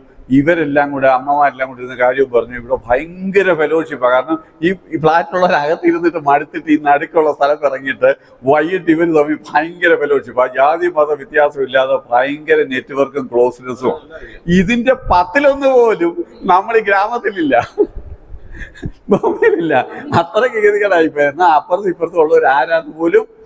ഇപ്പം ഞാൻ നോക്കി എൻ്റെ വീടിൻ്റെ തൊട്ട് എതിർവശത്ത് കഴിഞ്ഞ ആഴ്ച ഒരാൾ വന്ന് താമസിച്ചു. തൊട്ട് എന്ന് പറഞ്ഞാൽ അതിൽ ഞങ്ങൾ ആ നെക്സ്റ്റ് നെയ്ബർ ആ വീട്ടിൽ പെരവാസ്റ്റ് അവർ പുതുതായിട്ട് വേറെ സ്ഥലത്ത് വന്ന് താമസിക്കുക. ഈ ഞങ്ങളവിടുത്തെ ഒരു പ്രിഡോമിനന്റ് ഫാമിലി ആയിട്ട് ഈ എതിർവശത്തെ വീട്ടിൽ ഞങ്ങൾ ഇവിടെ വന്ന് താമസിക്കുന്നതൊന്നും വിളിച്ചില്ല. ഞാൻ എൻ്റെ കൊച്ചിലെ ഞങ്ങളുടെ എല്ലാ ജാതി മതസ്ഥരും മിക്സ് ചെയ്ത് താമസിക്കുന്ന സ്ഥലമാണ് എൻ്റെ. അവിടെ എന്നെ അറിയാം. എനിക്ക് 10 വയസ്സുള്ളപ്പം ഞാൻ ഏത് വീട്ടിലാണെന്നും ആരാന്നും എന്നെ വിളിക്കുകയോ സംസാരിക്കുകയോ ചെയ്യാത്ത ആരുമില്ല. അതുപോലെ എന്ത് സംഭവം ഉണ്ടെങ്കിലും അങ്ങോട്ടും ഇങ്ങോട്ടും അറിയാം. അത് ജാതിയില്ലായിരുന്നു, മതവും ഇല്ലായിരുന്നു, വസ്തുവില്ല, എല്ലാവരും തമ്മിൽ വന്നേ. ഈ അവിടുന്ന് ഇപ്പോൾ കല്യാണ വിളി കുറഞ്ഞു, ബന്ധങ്ങൾ കുറഞ്ഞു, കയറ്റിയിറക്കം കുറഞ്ഞു, എല്ലാം കുറഞ്ഞിട്ട് ആ സെയിം ഗ്രൂപ്പ് അല്ലാതെ ബാക്കിയുള്ളവരുമായിട്ട്. കാരണം തൊട്ട എതിർവശത്ത് ഒരു വീട്ടുകാർ വന്ന് താമസിച്ചിട്ട് തൊട്ട നെയ്ബർ ഞങ്ങളാ. അതിൻ്റെ ഇടയ്ക്ക് ഒരു വഴിയേ ഉള്ളൂ. പക്ഷേ അവിടെ വലിയ ലൈറ്റൊക്കെ ഇട്ട് വലിയ പരിപാടി നടത്തിയിട്ട് നമ്മളെ അന്ന് തൊട്ട നെയ്ബറെ ഒന്ന് വിളിക്കണമെന്ന് അവർക്ക് തോന്നി. അപ്പം ബന്ധം മനുഷ്യൻ പോയത് അത്രയും വലിയൊരു ഗതികേട് എറണാകുളത്ത് പോലും ഇല്ല. എറണാകുളത്തുള്ള ഫ്ലാറ്റിനകത്തോ ആ സിസ്റ്റത്തിലോ 30 പേരുള്ള ഒരു ഇത് വന്നാൽ അവർ തമ്മിൽ ഒരു അസോസിയേഷനും മീറ്റിങ്ങും ഫ്ലാറ്റിലുള്ളവർ തമ്മിലുള്ള ഷെയറിങ്ങും ഒക്കെ ഉണ്ട്. ഇത് അത്രയും പോലും ഇല്ലാത്ത ഒരു സിസ്റ്റമായിട്ട് നമ്മളൊന്ന് ഗ്രാമങ്ങളങ്ങ് മാറുന്നു. അപ്പൊ ഇതിൻ്റെ എല്ലാം മധ്യത്തിലാണ് ഇമോഷണൽ ഇഷ്യൂസ്. മനുഷ്യൻ മാറിയിട്ടില്ലല്ലോ. മനുഷ്യന്റെ ഇമോഷണൽ ഇഷ്യൂസ് 10 ഇരട്ടിയായി. ഈ സപ്പോർട്ടിങ് സിസ്റ്റവും കുഷ്യനും ഷോക്ക് അബ്സർവും എല്ലാം നഷ്ടപ്പെടുമ്പോഴാണ് ഈ മെന്റൽ ഇഷ്യൂസ് എന്ത് ചെയ്യുന്നത് കൂടുതൽ വർദ്ധിക്കുക. ശരിയല്ലേ? ഇപ്പൊ ഇത് നമ്മൾ കാതലായിട്ട് എന്തെങ്കിലും. അപ്പൊ ഇവിടെ നമുക്ക് ചെയ്യാവുന്ന നമ്മുടെ സഭകളിലെങ്കിലും അയലോക്കങ്ങളിലെങ്കിലും നമുക്ക് നല്ലൊരു ബന്ധങ്ങൾ ഉണ്ടാക്കിയെടുക്കത്തില്ലെങ്കിൽ മറ്റ് എന്ത് ഇൻവെസ്റ്റ്മെന്റ് പോലെ തന്നെ ഒരു ഇൻവെസ്റ്റ്മെന്റ് ആണ് മനുഷ്യരിലുള്ള ഇൻവെസ്റ്റ്മെന്റ്. റിലേഷൻഷിപ്പിലുള്ള ഇൻവെസ്റ്റ്മെന്റ് മറ്റ് ഇൻവെസ്റ്റ്മെന്റ് പോലുള്ള ഒരു ഇൻവെസ്റ്റ്മെന്റ് ആണോ? ശരിയല്ലേ? പക്ഷെ നമ്മൾ ഇപ്പോഴും അതൊരു ഇൻവെസ്റ്റ്മെന്റ് ആയിട്ടോ അതൊരു ഇമ്പോർട്ടൻ്റ് ആയിട്ടോ കരുതുന്നുണ്ടോ? ഇല്ല, അത് വളരെ ഇമ്പോർട്ടൻ്റ് ആണ്. അതുകൊണ്ടാണ് നമ്മൾ വിശ്വാസികൾ എന്നുള്ള നിലയിൽ നമ്മളിവിടെ മാതൃകയാകുകയും പണ്ട് നമ്മുടെ ആ ഫെലോഷിപ്പും കൂട്ടായ്മയും ആളുകളെ എന്ത് ചെയ്യുന്നു അട്രാക്ട് ചെയ്തിരുന്നു. ഇന്ന് നമ്മുടെ ഫെലോഷിപ്പും കൂട്ടായ്മയും അടുപ്പവും ആളുകൾ അവർ ഭയങ്കര അവര് നല്ല സ്പിരിറ്റ്. അവരെ ഒരാൾക്കൊരു ബിസിനസ് പൊട്ടിയാൽ അവനെ ഒറ്റയ്ക്ക് അങ്ങനെ എടുത്തില്ല. അവരെല്ലാവരും കൂടെ ഉടൻ തന്നെ കാശ് കൊടുത്ത് മുസ്ലിംസ് ഭയങ്കരമായിട്ടൊരു സപ്പോർട്ട് സിസ്റ്റം ഉണ്ട്. ഭയങ്കര കമ്മ്യൂണിക്കേഷൻ, ഭയങ്കര ക്ലോസ്നെസ്സാ. അവരെവിടെ താമസിച്ചാലും അവർ തമ്മിലുള്ള ഒരു വണ്ണസ് ഭയങ്കരമാണ്. ഇപ്പൊ അവരുടെ ഇടയിലും കുറച്ച് യൂണിറ്റി, ഇപ്പൊ അവരുടെ ഇടയിലും സംഘടനാ സംവിധാനങ്ങളൊക്കെ ആയി. പണത്തിന്റെ ഇതും എല്ലാ ഈ സഭകൾ തമ്മിലുള്ള കോൺഫ്ലിക്റ്റുകളും ഉള്ളവർ തമ്മില് ഈഗോയും ഞാനാണോ നീയാണോ വലുതാന്നുള്ള ചിന്തയും എല്ലാം കൂടെ വന്നിട്ട് സത്യം സ്നേഹിക്കണമെന്ന് പ്രസംഗവും പറയുകയും. പക്ഷെ പ്രാക്ടിക്കലി ഇപ്പം എനിക്ക് നമ്മുടെ ഒരു ഫാമിലി ഇഷ്യൂ ഒക്കെ വന്നാൽ ഈസി ആയിട്ട് ഇപ്പം സൊല്യൂഷൻ ചെയ്യാൻ പറ്റുന്ന ഒരു ഹിന്ദു പ്രോബ്ലം പെട്ടെന്ന് അവർ പരിഹരിക്കും. ഞാൻ കഴിഞ്ഞ ദിവസം നിങ്ങളൊന്ന് നോക്കുക, ഒരു ഈയിടെ എനിക്ക് വന്നൊരു കേസ്. ഭർത്താവ് 3.5 വർഷമായിട്ട് വേറൊരു സ്ത്രീയോടൊപ്പം പോയി ലക്ഷക്കണക്കിന് രൂപ കൊടുത്തു ജീവിച്ച് 6 അബോർഷൻ അവർക്കുണ്ടായി. ഇതെല്ലാം ഉണ്ടായ കേസ്. അവസാനം അവർ തമ്മിൽ തെറ്റിയപ്പം ഈ പ്രേമിക്കുന്നോട് വന്ന് ഭാര്യയോട് മൊത്തം കഥയങ്ങ് പറഞ്ഞു. ഇവളിതറിഞ്ഞില്ല, കാനഡയിൽ താമസിക്കുക. മൊത്തം പറഞ്ഞാൽ മൊത്തം ഇവൻ്റെ മൊത്തം ഹിസ്റ്ററി പിണങ്ങി പറഞ്ഞല്ലേ, മൊത്തം ഉള്ളതും ഇല്ലാത്ത എല്ലാം അവിടെ ഫുള്ള് പറഞ്ഞു. അവസാനം അവൾ ഒരുതരം വല്ലാത്ത അവസ്ഥ വന്നു. എങ്ങനെ എന്നെ അറിയാമെന്നല്ല, കാനഡയിൽ നിന്ന് ഇവർ 3 പേരും കൂടെ 4 പിള്ളേർ, 2 പിള്ളേർ ഇവർ 2 കൂടെ ഫ്ലൈറ്റ് എടുത്ത് നേരെ എയർപോർട്ടിൽ നിന്ന് എന്നെ കാണാൻ മതി. എങ്ങനെ വന്നോന്നും എനിക്കറിയത്തില്ല. ഹിന്ദുസാണ്. അപ്പോൾ ആദ്യം വന്നപ്പോൾ അവൻ പറഞ്ഞു, എനിക്ക് ഈ പ്രേമിക്കുന്നവളെ വേണ്ട, ഭാര്യയും വേണ്ട, എനിക്കിതിൽ നിന്ന് രക്ഷപ്പെട്ട് ജീവിക്കണം, ആരെയും വേണ്ട. അവൾ പറഞ്ഞ ഒരു വാക്ക്, സാറേ ഈശ്വരൻ്റെ മുമ്പ് വെച്ച് താലി കെട്ടിയതാണ്. അവൻ പശ്ചാത്തപിച്ച് ക്ഷമ ചോദിച്ചു വന്നാൽ ഞാൻ ക്ഷമിക്കാം. ആ ആഴ്ച തന്നെ ഒരു വിശ്വാസി ഫാമിലി ഉണ്ടായിരുന്നു, സെയിം ഫാമിലി. അത് ഇത്രയൊന്നും ചെറുതല്ല, വെറും വാക്കിലുള്ള ചെറിയ വിഷയമാണ്. പക്ഷേ അവർ തമ്മിൽ നിരന്നില്ല. ഈ 3.5 വർഷം ജീവിച്ചവൻ ക്ഷമ ചോദിച്ചവർ നിരപ്പാക്കി. എൻ്റെ ഇവിടെ ഇന്ന് മറ്റോളുമായിട്ട് ഞാൻ ഇവിടുന്ന് കാനഡയിൽ ബന്ധപ്പെട്ട് അവൾ അതിൽ നിന്ന് റിലീവായി ക്ഷമ ചോദിച്ച് അവർ തമ്മിലുള്ള ഇടപാടും തീർത്ത് 1 മാസം മുമ്പേ ഭർത്താവിന് വിട്ട് ആ കാര്യങ്ങൾ സെറ്റിൽ ചെയ്യാൻ ഭാര്യ വിട്ടിട്ട് 1 മാസം കഴിഞ്ഞ് എല്ലാം ഓക്കെ ആണെന്ന് പറഞ്ഞപ്പോൾ അവൾ ഇവിടുന്ന് പോയി ഇപ്പം സന്തോഷമായിട്ട് ജീവിക്കും. മനസ്സിലായോ? അവിടെ എന്താ ഈശ്വരൻ താലി കെട്ടിയതാണ്. ഞാൻ ക്ഷമിച്ചാൽ ഞാൻ ക്ഷമിക്കാം, കാരണം എന്നൊരു ഹിന്ദു കുട്ടിക്ക് പറയാൻ പറ്റുമെങ്കിൽ അതിൻ്റെ 10-1 പോലും കമ്മിറ്റ്മെൻ്റ് ഉള്ള ഒരു വിശ്വാസിയെ ഇപ്പം കണ്ടെത്താൻ ബുദ്ധിമുട്ടാണ്. നമ്മൾ തിയറിയൊക്കെ പറഞ്ഞ് ഞാൻ ഈ എല്ലാ ജാതി മത്സരമായിട്ട് ഇടപെടുന്നതുകൊണ്ട് എനിക്ക് അതിൻ്റെ ആ വ്യത്യാസം അറിയാം, ഭയങ്കരമായിട്ട് അറിയാം. അതുകൊണ്ട് നമ്മുടെ ഇടയിൽ നമ്മുടെ പിള്ളേർ ഈവൻ കാലി ചർച്ചിലുള്ള പിള്ളേരെക്കാട്ടിലും മോശം നമ്മുടെ പിള്ളേർ. മുസ്ലിം കുട്ടികളെക്കാട്ടിലും മോശമാണ്. മുസ്ലിങ്ങളിൽ ഇപ്പം എൻ്റെ കൂടെ മുസ്ലിം 2 സ്റ്റാഫുണ്ട്. എന്തൊരു നല്ല 50 പിള്ളേരാണ്. ഭയങ്കര കമ്മിറ്റ്മെൻ്റ് ഉള്ള, വളരെ നല്ല പോലെ വളരെ ഭവ്യമായിട്ട് ജീവിക്കുന്നത്. അത്രയും ഒരു വിശ്വാസി കുട്ടിയെ കിട്ടാൻ നമുക്ക് ബുദ്ധിമുട്ടാണ്. അത്രയ്ക്ക് നമ്മൾ ചിന്തിക്കത്തക്കവണ്ണമുള്ള വ്യത്യാസമാണ് നമ്മുടെ സമൂഹത്തിൽ കാണാൻ തുടങ്ങുന്നത്. ഇത് നമ്മൾ ഇതും പറഞ്ഞുകൊണ്ടിരുന്നിട്ട് കാര്യമൊന്നുമില്ല. ദർ ഇസ് എ ക്വാളിറ്റിയിൽ ഭയങ്കരമായ ശോഷണം സംഭവിച്ചു. ഇവിടെയാണ് നമുക്ക് എന്തെങ്കിലുമൊക്കെ ചെയ്യാൻ പറ്റുമോ എന്ന് നമ്മൾ ചിന്തിക്കേണ്ടത്. ഫിലിപ്പിയർ 4:6-7 ഡു നോട്ട് ബി ആൻഷ്യസ്. അത് ആകുലപ്പെടരുതെന്ന് പറഞ്ഞ അല്ല, ദൈവസന്നിധി എല്ലാം. മത്തായി 11:28 കം ടു ബി, അത് നിങ്ങൾ ഭാരം എൻ്റെ മേൽ വെച്ചുകൊള്ളി എന്ന് പറഞ്ഞ. അപ്പം ഈ പാസ്റ്റർ കൗൺസിലിങ്ങിലെ പ്രധാനപ്പെട്ട കാര്യം എന്താ? നമ്മളൊരു മനുഷ്യൻ, ഇപ്പം സൈക്കോളജിസ്റ്റുകൾ വെറും ഇപ്പം സൈക്കാട്രിസ്റ്റുകൾ ഇതൊരു ബയോകെമിക്കൽ ഇഷ്യൂ മാത്രമായിട്ട് കാണും. ഓക്കെ, സൈക്കോളജിസ്റ്റുകൾ സൈക്കോളജിക്കൽ ഇഷ്യൂ ആയിട്ട് മാത്രം കാണും. ബയോളജിസ്റ്റുകൾ അതൊരു ഒരു എൻഡോക്രോളജി അതുപോലുള്ള ഇഷ്യൂ ആയിട്ട് കാണും. പക്ഷെ നമ്മൾ ഇതിനെ എല്ലാവരും കൂടെ സ്പിരിച്വൽ പ്രശ്നം കൊണ്ട് ഇതുണ്ടാകാം, സൈക്കോളജിക്കൽ ഇഷ്യൂ കൊണ്ടുണ്ടാകാം, ഫിസിക്കൽ ഇഷ്യൂ കൊണ്ടുണ്ടാകാം, ഓർഗാനിക് റീസൺ കൊണ്ടുണ്ടാകാം. ഇതിനൊരു ഹോളിസ്റ്റിക്കായിട്ട് കാണാൻ പറ്റുന്നതാണ്. മാത്രമല്ല ദൈവാത്മാവിന് ഈ ഹീലിങ്ങിനകത്ത് വലിയൊരു റോളുണ്ട്, അല്ലേ?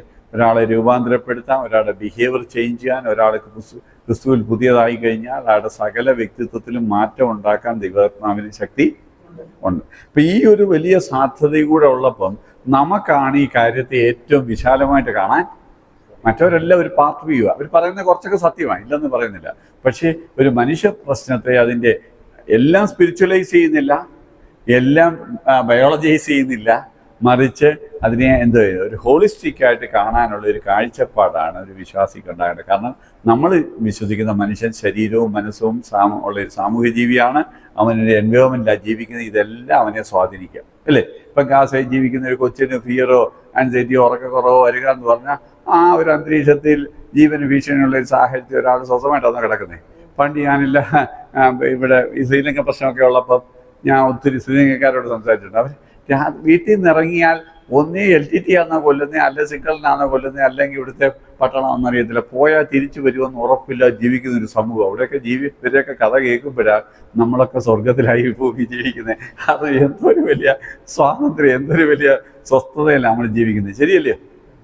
അപ്പം നമ്മൾ ലോകത്തിലെ സത്യത്തിൽ വളരെ സമാധാനമായിട്ട് ജീവിക്കുന്ന, നല്ല കാലാവസ്ഥയുള്ള, നല്ല വായുവുള്ള, നല്ല ഹാർമോണിയസ് ആയിട്ട് ജീവിക്കുന്ന, ഇത്രയും ഫ്രീഡമുള്ള കൺട്രികൾ എത്ര ഉണ്ട്? ഇപ്പുറത്ത് ചൈന, നമ്മുടെ അപ്പുറത്ത് ചൈന, ഇപ്പുറത്ത് പാകിസ്ഥാൻ, മേളിൽ നേപ്പാൾ. നിങ്ങൾ തന്നെ ഈ ചുറ്റുപാട് നോക്കിയേ. ഇവിടെ ആയിട്ടൊക്കെ ജീവിക്കുമ്പോൾ നമ്മൾ മലയാളികൾ എവിടെയാണ് ജീവിക്കുന്നത്? എത്രയോ വലിയ ലോകത്ത് നമ്മളെപ്പോഴും അതിൻ്റെ പ്രിവിലേജസ് ഒന്നും അനുഭവിക്കുന്നില്ല. പക്ഷേ ലോകത്തിലെ പല രാജ്യങ്ങളെ എക്സ്ട്രീം, ചിലടത്ത് -16, -32 കാലാവസ്ഥ, അല്ലേ? ഇതൊന്നുമില്ലാതെ മലയാളികളുടെ അത്രയും നല്ല കാലാവസ്ഥ, നല്ല ഫുഡ്, നല്ല വായു, നല്ല മനുഷ്യരെ എല്ലാം കൂടെ ജീവിക്കാൻ വലിയ ഭാഗ്യം ദൈവം നമുക്ക് തന്നിരിക്കുക. പക്ഷേ നമ്മുടെ ഒത്തിരി നന്മകൾ നമ്മൾ എന്ത് ചെയ്യുന്നില്ല, ഉപയോഗിക്കുന്ന ഇല്ല. അപ്പോൾ ഇവിടെയാണ് നമ്മളൊരു ഹോളിസ്റ്റിക് അപ്രോച്ച് ഉണ്ടാവണം. മറ്റൊന്ന്, നമുക്ക് ഈ വിശ്വാസത്തിൽ കൂടെയുള്ള ഒരു ഹീലിങ്ങിനുള്ള ചാൻസും നമുക്കുണ്ട്. ഉണ്ടോ? കാരണം വിശ്വാസത്താൽ, ദൈവകൃപയാൽ വലിയൊരു സൗഖ്യം കൊടുക്കാൻ ആത്മശക്തിയുടെ നമുക്ക് മറ്റുള്ളവരെക്കാളും കൂടുതലുണ്ട്, അല്ലേ? അത് എന്തിനേക്കാളും പവർഫുൾ ഒരു മീൻസൂടാണ്, ശരിയല്ലേ? അപ്പം ഇതെല്ലാം കൂടെ ഉപയോഗിക്കാൻ പറ്റുന്ന നമുക്ക് മറ്റാരേക്കാൾ കൂടുതൽ ഇതിനകത്ത് എന്ത് ചെയ്യാൻ പറ്റും? കോൺട്രിബ്യൂഷൻ ചെയ്യാൻ പറ്റും. പറ്റത്തില്ലേ? പറ്റും.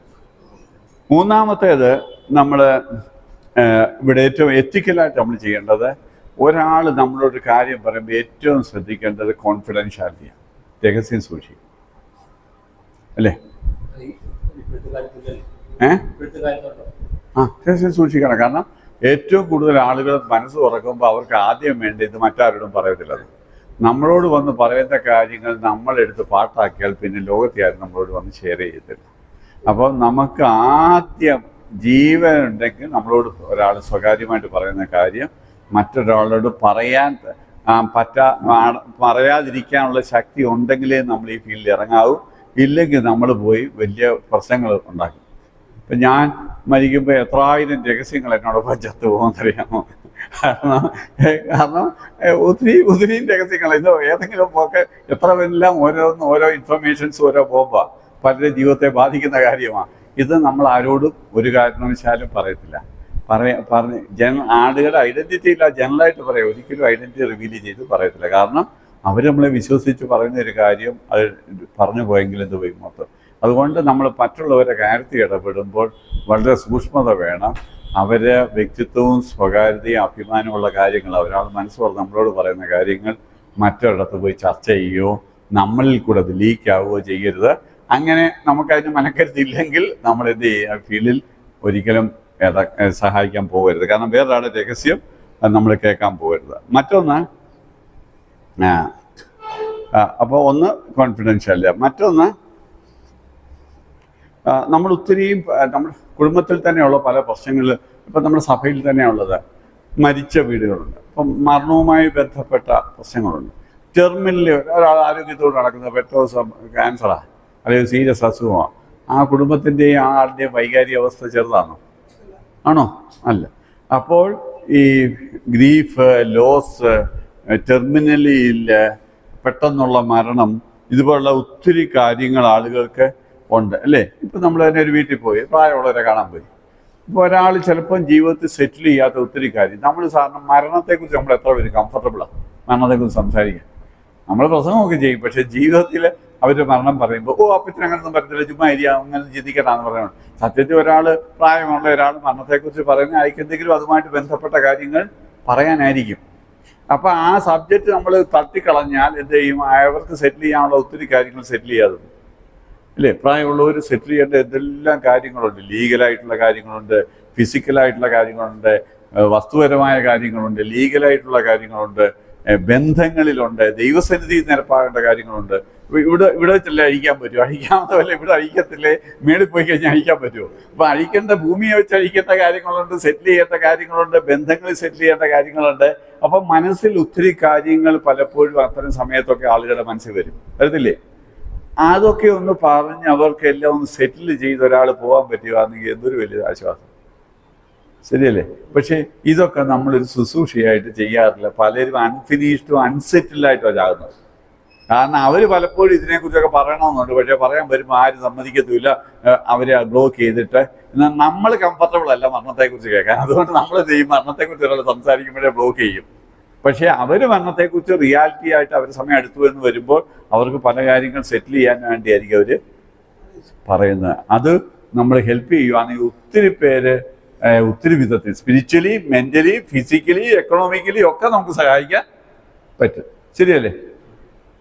നോമിനി ഇല്ലാത്തതുകൊണ്ട്, ഒരു നോമിനി വെക്കാത്തതുകൊണ്ട്, കാശ് കിട്ടാത്തവരുണ്ട്. ഒരു ഒപ്പിട്ടുകാരനെ തീർക്കാവുന്ന കാര്യം പിന്നെ ഇവർ കഴിഞ്ഞിട്ട് പിള്ളേർ തമ്മിൽ എല്ലാം അടിയും ഉണ്ടായിട്ടുണ്ട്. കാരണം ഇതൊന്നും സെറ്റിൽ ആക്കിയിട്ട് പോയില്ല. ഇങ്ങനെ ഒത്തിരി കാര്യങ്ങൾ സെറ്റിൽ ചെയ്യേണ്ടതായിട്ട് മരണത്തിന് മുമ്പേ ഉണ്ട്. ഇതൊക്കെ നമുക്ക് ഒരു വലിയ സാധ്യത എൽഡർലി കാര്യങ്ങളിലുണ്ട്. പിന്നെ നമ്മളെന്തുവാ, സ്പിരിച്വലായിട്ടുള്ള കാര്യങ്ങൾ, ഒരാളൊരു ബാക്ക് സ്ലൈഡറായി പോയി, ഒരു പാവം ചെയ്തു, ഒരു തെറ്റ് ചെയ്തു, ഒരു വീഴ്ച പറ്റി ആളെ യഥാസ്ഥാനപ്പെടുത്തുന്നതിൽ കൗൺസിലിങ്ങിന് സാധ്യതയുണ്ട്, അല്ലേ?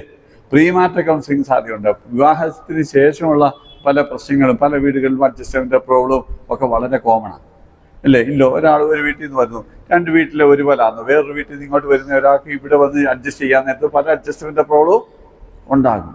അല്ല ഇവിടെ ഒരു സിസ്റ്റമായിട്ട് വീടെന്ന് പറഞ്ഞ ഒരു സിസ്റ്റം, ആ കുടുംബം ഒരു സിസ്റ്റമായിട്ട് ജീവിക്കും. അവിടെ ഒരാളൂടെ വരുമ്പോഴത്തേക്ക് ആ സിസ്റ്റത്തിനകത്തെല്ലാം ഒരു റീസ്ട്രക്ചറിങ് വരും. അപ്പോൾ ഇതൊക്കെ ഒന്ന് കൃത്യമായി എങ്ങനെ ചെയ്യേണ്ടതെന്നൊന്ന് ഹെൽപ്പ് ചെയ്യുവാൻ പറ്റിയാൽ ഒത്തിരി നമുക്ക് ഹെൽപ്പ് ചെയ്യാൻ പറ്റും. പിന്നെന്തുവാ, അപ്പോൾ ഇതുപോലുള്ള പല വിഷയങ്ങൾ നമ്മുടെ സഭകളിലുണ്ട്. അപ്പോൾ സഭകളിൽ മുമ്പേ പറഞ്ഞതിൻ്റെ അതീതമായിട്ട് ഇതുപോലുള്ള ഡെയിലി ലൈഫിൽ തന്നെ കൗൺസിലിങ്ങിന് സാധ്യതയുള്ള ഒത്തിരി വിഷയങ്ങൾ ഉണ്ടോ? അപ്പോൾ ഇതൊക്കെ നമ്മളൊന്ന് നല്ലപോലെ ചെയ്യാൻ പറ്റിയാൽ പല കാര്യങ്ങളും നമുക്ക് ചെയ്യാൻ പറ്റും. അപ്പോൾ role of a pastor counsellor, ഒന്ന് സ്പിരിച്വൽ സപ്പോർട്ട്, ചിലർക്ക് ഹോപ്പ് കൊടുക്കാൻ, മീനിങ് കൊടുക്കാൻ, എൻകറേജ്മെൻറ്റ് കൊടുക്കാൻ, ഫെയ്ത്ത് ബേസ്ഡ് ആയിട്ട് കാര്യങ്ങളെ കാണാനൊക്കെ നമുക്ക് ആത്മീയമായ കൗൺസിലിംഗ് കൊണ്ട് നമുക്ക് പറ്റും അല്ലേ. ഒരു ജീവിതത്തിൽ സംഭവിച്ചു, അത് എന്തുകൊണ്ട് സംഭവിച്ചു, പലരും എന്തുകൊണ്ടെന്ന് ചോദിച്ചുകൊണ്ടിരിക്കുക. അതിന് സ്പിരിച്വൽ ആൻസർ കൊടുത്താൽ എന്ത് ചെയ്യും, ചിലപ്പോൾ അവരെന്ത് ചെയ്യും, അങ്ങ് രക്ഷപ്പെടും. ശരിയല്ലേ?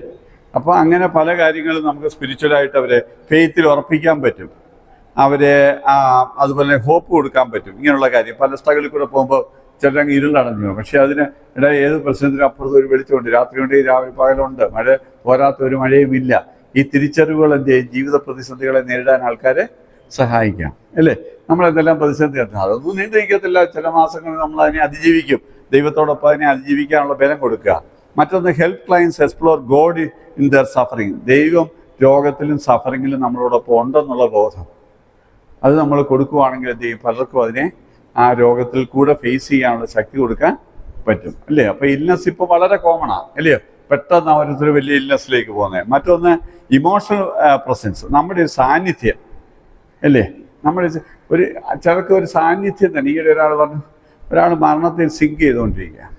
അവിടെ നിന്ന് ICUയിലുണ്ട നേഴ്സ് ഈ കയ്യിൽ ഇങ്ങനെ ഇവർ ജീവൻ പോകുന്നെന്ന് തുടങ്ങിയപ്പോൾ ഇവരുടെ പിടുത്തം കൂടി. ആ പിടുത്തം കഴിഞ്ഞ് കുറുകിയപ്പോൾ അവർക്ക് തോന്നി പോയ ജീവൻ തിരിച്ചു വന്നു. തിരിച്ച് കണ്ണു തുറന്ന് ബോധം വന്നവൻ പറഞ്ഞു, സിസ്റ്ററിൻ്റെ ആ പിടിയാണ് എന്നെ എന്ത് ചെയ്തത്, തിരിച്ചുകൊണ്ട് എന്ന് പറഞ്ഞാൽ ഒരു ജീവൻ അത്രയ്ക്കൊരു അകത്ത് നടന്ന് ടഗ് ഓഫ് വാറിൽ ആ ഒരു ഹോൾഡിങ്ങിന് എന്തുമാത്രം പവർ ഉണ്ട്. ശരിയല്ലേ? ചിലരാണ് ഈ പ്രസവത്തിനൊക്കെ പോകുമ്പോൾ ചില നേഴ്സുമാർ അവിടെ നിന്നൊരു സപ്പോർട്ട് കൊടുക്കും. ചില നേഴ്സുമാർ ജീവിതത്തിൽ മറക്കത്തില്ല. കാരണം ആ പെയിൻസ് വന്നപ്പോൾ ചിലർ കൊടുത്ത സപ്പോർട്ട് ചിലരുടെ മനസ്സിൽ ഒരിക്കലും മാറാത്ത ഒരു കാര്യമാണ്. കാരണം ചിലരുടെ ക്രൂരമായിട്ട് ഇടപെടും, ചിലർ വളരെ ഫ്രണ്ട്ലി ആയിട്ട് ഇടപെട്ട് അവർക്ക് ഭയങ്കര പെയിനൊക്കെ കുറയ്ക്കുന്ന പോലെ പെരുമാറാൻ പറ്റും. അപ്പോൾ ഇങ്ങനെയുള്ള ധാരാളം, അപ്പോൾ ഒരു ഹീലിംഗ് പ്രസൻസ് അല്ലേ, നമ്മുടെ ഒരു പ്രസൻസ് അവർക്ക് എന്ത് ഒരു സൗഖ്യമാക്കാൻ പറ്റും. മറ്റൊന്ന്, ഈ നോൺ ജഡ്ജ്മെൻ്റൽ ആറ്റിറ്റ്യൂഡ്. ഏതും ആൾക്കാർ ഇപ്പം കേട്ട് കഴിഞ്ഞാൽ എന്ത് ഈ പരീക്ഷ സ്വഭാവം, എല്ലാവരെയും കുറ്റപ്പെടുത്തുക. പരീക്ഷന്മാരുടെ സ്വഭാവം എന്തായിരുന്നു, ആരുടെ പുറകെ നടന്ന് ഓരോരുത്തരെ കുറ്റപ്പെടുത്തുമായിരുന്നു. കർത്താവിനെ കുറ്റപ്പെടുത്തി, കണ്ടത് മൊത്തം കുറ്റപ്പെടുത്തി. ഇവരാരെയും നന്നാക്കിയോ? പരീക്ഷ മുഖാന്തരം ഒരാൾ നന്നായോ? ഒരു നന്നായില്ല. കർത്താവ് എഴുതി തള്ളിയവന്മാരെയൊക്കെ എന്ത് ചെയ്തു, ഒരു നോൺ ജഡ്ജ്മെൻ്റൽ ആറ്റിറ്റ്യൂഡ് എന്ന് പറഞ്ഞാൽ കുറ്റം വിധിക്കാത്ത ആറ്റിറ്റ്യൂഡ് കൊണ്ട് പലരെയും കർത്താവ് രക്ഷിച്ചു അല്ലേ. അവർ ചോദിച്ചു, ഇവൻ്റെ കൂടെയൊക്കെയാണോ നീ നടക്കുന്നത്? ഇന്ത്യനിലും കുടിയനുമായ മനുഷ്യൻ ഇവൻ്റെ കൂടെയൊക്കെയാണോ നടക്കുന്നത്? ഇവനെ അറിയത്തില്ല, ഇവന്മാർ ചുങ്കക്കാരാന്ന്, ഈ ഭാവിയാന്ന്, ഈ പെണ്ണി ഇത്രയാന്ന്, ഇവനോടൊക്കെയാണോ സംസാരിക്കുന്നതെന്ന് നാട്ടുകാർ ചോദിച്ചത്, പരിചന്മാർ ചോദിച്ചത്, ശാസ്ത്രിമാർ ചോദിച്ചത്. കർത്താവ് ഈ ജഡ്ജ്മെൻ്റ് ഒന്നും ചെയ്യുന്നില്ല. ചെയ്തോ? പക്ഷേ ആ നോൺ ജഡ്ജ്മെൻ്റ്, ഇപ്പം 5 ഭർത്താക്കന്മാരുള്ള ഉണ്ടായിരുന്നു, ഇപ്പോൾ ഉള്ള ഭർത്താവല്ലെന്ന് പറഞ്ഞോളോടാണ് നീ ദൈവത്തിൻ്റെ ദാനമെന്നോ നിന്നോട് ചോദിക്കുന്നതിന് ആരെങ്കിലും നീ ജീവൻ്റെ വിളിച്ചു പറഞ്ഞത് ആരോടാ? അങ്ങനെ ആളോട് സംസാരിക്കുമോ? സംസാരിക്കാൻ പോലും പോകത്തില്ല. കർത്താവ് പക്ഷേ സംസാരിച്ചു. പാവനിയായ സ്ത്രീയെ കൊണ്ട് എല്ലാവരും കൂടെ കല്ലെറിയാൻ നോക്കിയപ്പോൾ, മോളെ നീ പാവം ചെയ്യണ്ട, അത്രേ പറഞ്ഞുള്ളൂ. മറ്റോമാരെല്ലാം കല്ലെറിയാൻ പറഞ്ഞാൽ നിങ്ങൾ പാവമില്ലാത്ത കല്ലെറിയണമെന്ന് പറഞ്ഞ് എല്ലാവരും പോവുകയും ചെയ്തു. അവളോട് ഒറ്റ വാക്കുകൊണ്ട് അവളെ രൂപാന്തരപ്പെടുത്തി. ശരിയാണോ? ഈ സക്കായുടെ വീട്ടിലെ മറ്റാരിലും പോകാൻ കർത്താവിൻ്റെ മനസ്സ് കണ്ടപ്പം വാടാ ഇന്ന് നീ എന്നെ കാണാനിരിക്കുക, നിൻ്റെ കൂടെ വീട്ടിൽ വരാമെന്ന് പറഞ്ഞ് പോയി വിളിച്ചോണ്ട് പോയ ദിവസം താമസിച്ചപ്പോഴത്തേക്ക് മാറ്റം വന്നു. ഞാൻ പറഞ്ഞ വളരെ കുറഞ്ഞ വാക്കുണ്ട്. കാരണം ആരും അംഗീകരിക്കാത്ത, എല്ലാവരും അവഗണിക്കുന്നവരെ കർത്താവിൻ ചെയ്തു ചേർത്ത് പിടിച്ചു. ആ ചേർത്ത് പിടിക്കുക വഴി ആ ചേർത്ത് പിടുത്തം തന്നെ അവരെ അത്ഭുതപ്പെടുത്തി. ആ ചേർത്ത് പിടുത്തം തന്നെ അവരിൽ ഭയങ്കര മാറ്റം ഉണ്ടാക്കി. ശരിയല്ലേ?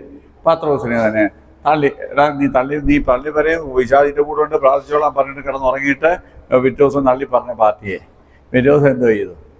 കടൽക്കരയിൽ പോയി മീനും പിടിച്ച് അപ്പം ഉണ്ടാക്കി വല്ലതും രാത്രി വല്ലതും ഉണ്ട് പാടാ വന്ന് കഴിക്കാൻ പറഞ്ഞിട്ട് ആദ്യം ശാപ്പാട് കർത്താവ് തന്നെ ഉണ്ടാക്കിയ ശാപ്പാടാണ്. വെരി ഗുഡ് കുക്ക് ഓൾസോ അല്ലേ. കുക്ക് ചെയ്ത ഫുഡും മേടിച്ചിട്ട് ആദ്യം ശാപ്പാട് കൊടുത്തിട്ടാണ്, വിശന്നിരിക്കുന്നതിന് ആദ്യം ശാപ്പാട് കൊടുത്തിട്ടാണ് നിനക്ക് എന്നോട് സ്നേഹം ഉണ്ടോന്നൊക്കെ ചോദിച്ചത്. ശരിയല്ലേ? ആ അപ്രോച്ച് നമ്മളായിരുന്നെങ്കിൽ ആ തള്ളി പറഞ്ഞവനെ ഏറ്റവും സ്നേഹിച്ചോ നെഞ്ചോ ഇരുന്നോൻ ഇങ്ങനെ തള്ളി പറഞ്ഞ അവനെ വെച്ചോതൊക്കെയാണെന്ന് നമ്മളെന്ന് പറഞ്ഞു. പക്ഷെ ആ ഒറ്റ അപ്രോച്ച് തന്നെ അവനെ എന്തോ ചെയ്തു, മാറ്റി പറഞ്ഞു. ആ പത്രോസിനെ പിന്നെ പഴയ പത്രോസിനെ നമ്മൾ പിന്നെ കണ്ടിട്ടേ ഇല്ല. ഈ become A totally different person. കണ്ടോ, ദൈവത്തിന് ഒരു മനുഷ്യനെ രൂപാന്തരപ്പെടുത്താൻ അപ്രോച്ച് കൊണ്ട് ഭയങ്കരമായിട്ട് കഴിഞ്ഞു. ശരിയല്ലേ? നമുക്കും ഇന്ന് ആളുകൾക്ക് വേണ്ടി അത് ഈ മുദ്ര കുത്തുന്നവരെയും പേരുദോഷം വരുന്നവരെയും കഥ പറയുന്നവരെയും താത്തിക്കെട്ടുന്നവരെയും ഒന്നുമല്ല, മറിച്ച് ചേർത്ത് പിടിക്കുന്ന മനുഷ്യരെ വേണം. അതാ ക്രിസ്തുവിൻ്റെ മനസ്സ്. ക്രിസ്തുവിൻ്റെ മനസ്സാണോ പരീക്ഷൻ്റെ മനസ്സാണ് നമുക്കുള്ളത്? നമ്മൾ തന്നെ സ്വയം ചിന്തിക്കുക. പരീക്ഷൻ്റെ മനസ്സ് നമ്മൾ നടക്കുന്നത്, ക്രിസ്തുവിൻ്റെ മനസ്സുകൊണ്ടാണ് നടക്കുന്നത്.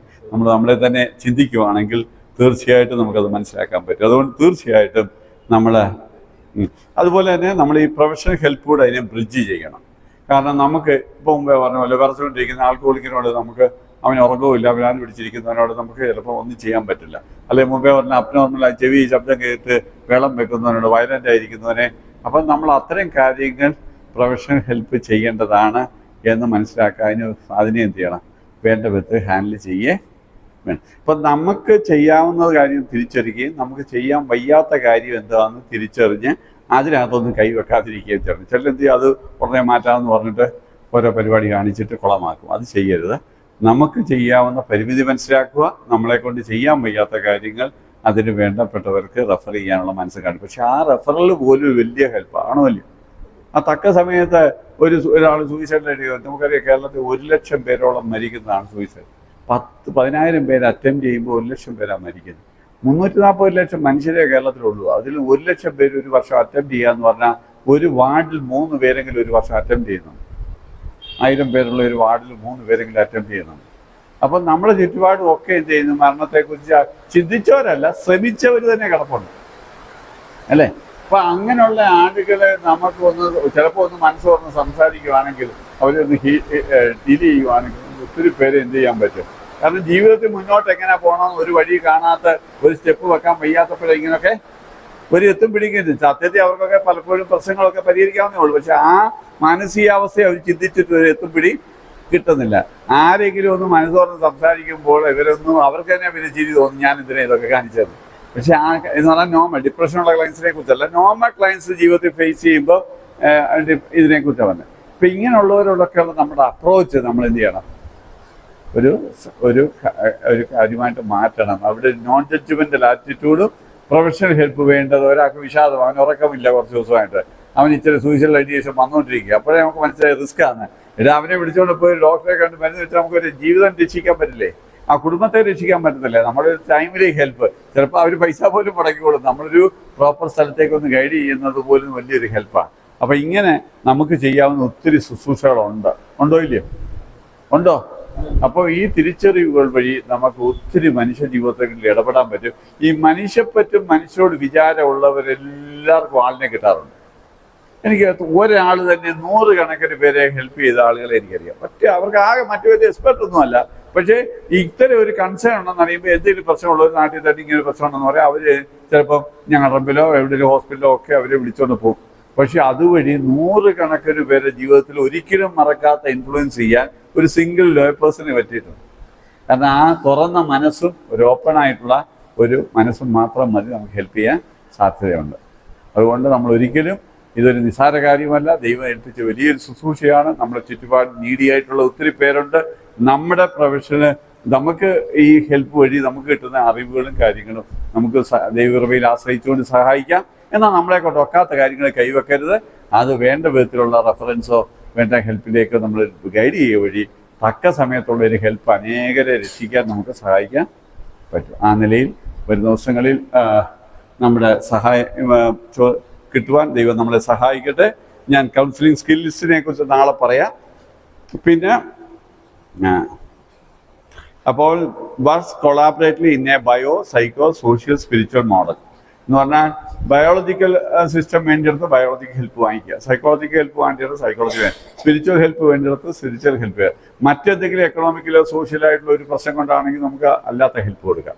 ഈ ഒരു പ്രശ്നം ഏത് വിധത്തിൽ നിന്നും ഉണ്ടാകത്തില്ലേ. അപ്പോൾ അത് ഏത് വിധത്തിൽ ആ പ്രാഥമികമെന്ന് മനസ്സിലാക്കി അവിടെ ഇൻ്റർവെൻഷൻ ചെയ്താൽ നമുക്കൊരു ഹോളിസ്റ്റിക് ആയിട്ട് ആളുകളെ ഹെൽപ്പ് ചെയ്യാൻ പറ്റും. ആ ഒരു അവബോധം നമുക്കുണ്ടാകുകയും അങ്ങനെ നമ്മൾ മനസ്സ് തുറന്നു വെച്ചാൽ പണ്ടത്തേനെക്കാട്ടിലും ആൾക്കൂട്ടത്തിൽ തനിയെ ജീവിക്കുന്ന, ഒറ്റപ്പെട്ട് ജീവിക്കുന്ന, ഒത്തിരി പ്രശ്നങ്ങളുടെ അഗ്നിവൃതമായി ജീവിക്കുന്ന മനുഷ്യരായിരിക്കും അല്ലേ. ഒരു കട്ടിലെ കിടക്കുന്നവരുടെ പ്രശ്നം കൂടെ കിടക്കുന്നവർക്ക് പോലും പങ്കുവെക്കാത്ത ലോകമാണ്. അങ്ങനെയുള്ള ലോകത്ത് നമ്മൾ ഒരു നോൺ ജഡ്ജ്മെൻ്റലായിട്ട് ആൾക്കാരെ കാണിക്കുകയും നല്ലൊരു ശ്രദ്ധിക്കുന്നവരും ബന്ധങ്ങളിൽ താല്പര്യവും മനുഷ്യപ്പറ്റുള്ള ഒരു മനസ്സ് നമുക്കുണ്ടെങ്കിൽ എന്താ മതി. മനുഷ്യനോടൊരു താല്പര്യം, അവൻ്റെ പ്രശ്നങ്ങളിൽ അവനെ എന്ത് ചെയ്യുക, ജഡ്ജ് ചെയ്യാതിരിക്കുക അല്ലേ. അവരെ ഒന്ന് കേൾക്കാനുള്ളൊരു നല്ല മനസ്സ്, ബന്ധങ്ങൾ സ്ഥാപിക്കാനുള്ള മനസ്സ്, രഹസ്യം സൂക്ഷിക്കാനുള്ള മനസ്സ്, ഇത്രയൊക്കെ മതി നമുക്ക് ഒരാളെ പ്രൈമറി ഹെൽപ്പ് ചെയ്യാം. പോരായോ? അതെ, എന്തൊക്കെയാണ് ആക്റ്റീവ് ലിസണിങ്, എന്തുവാ ശ്രദ്ധിക്കേണ്ട കാര്യങ്ങൾ, എന്തുവാ സംസാരിക്കുമ്പോൾ ശ്രദ്ധിക്കേണ്ട കാര്യം, എന്തുവാ ബന്ധങ്ങൾ എങ്ങനെ സ്ഥാപിക്കാം എന്നുള്ള കാര്യത്തെക്കുറിച്ചാണ്, അത്രയും സ്കിൽസിനെ കുറിച്ചാണ് നാളത്തെ ക്ലാസ്. നമുക്ക് നാളെ സമയത്ത് ചെയ്യാം. ദൈവം നമ്മളെ സഹായിക്കട്ടെ. എന്തെങ്കിലും ചോദ്യങ്ങളുണ്ടോ ചോദിക്കാൻ?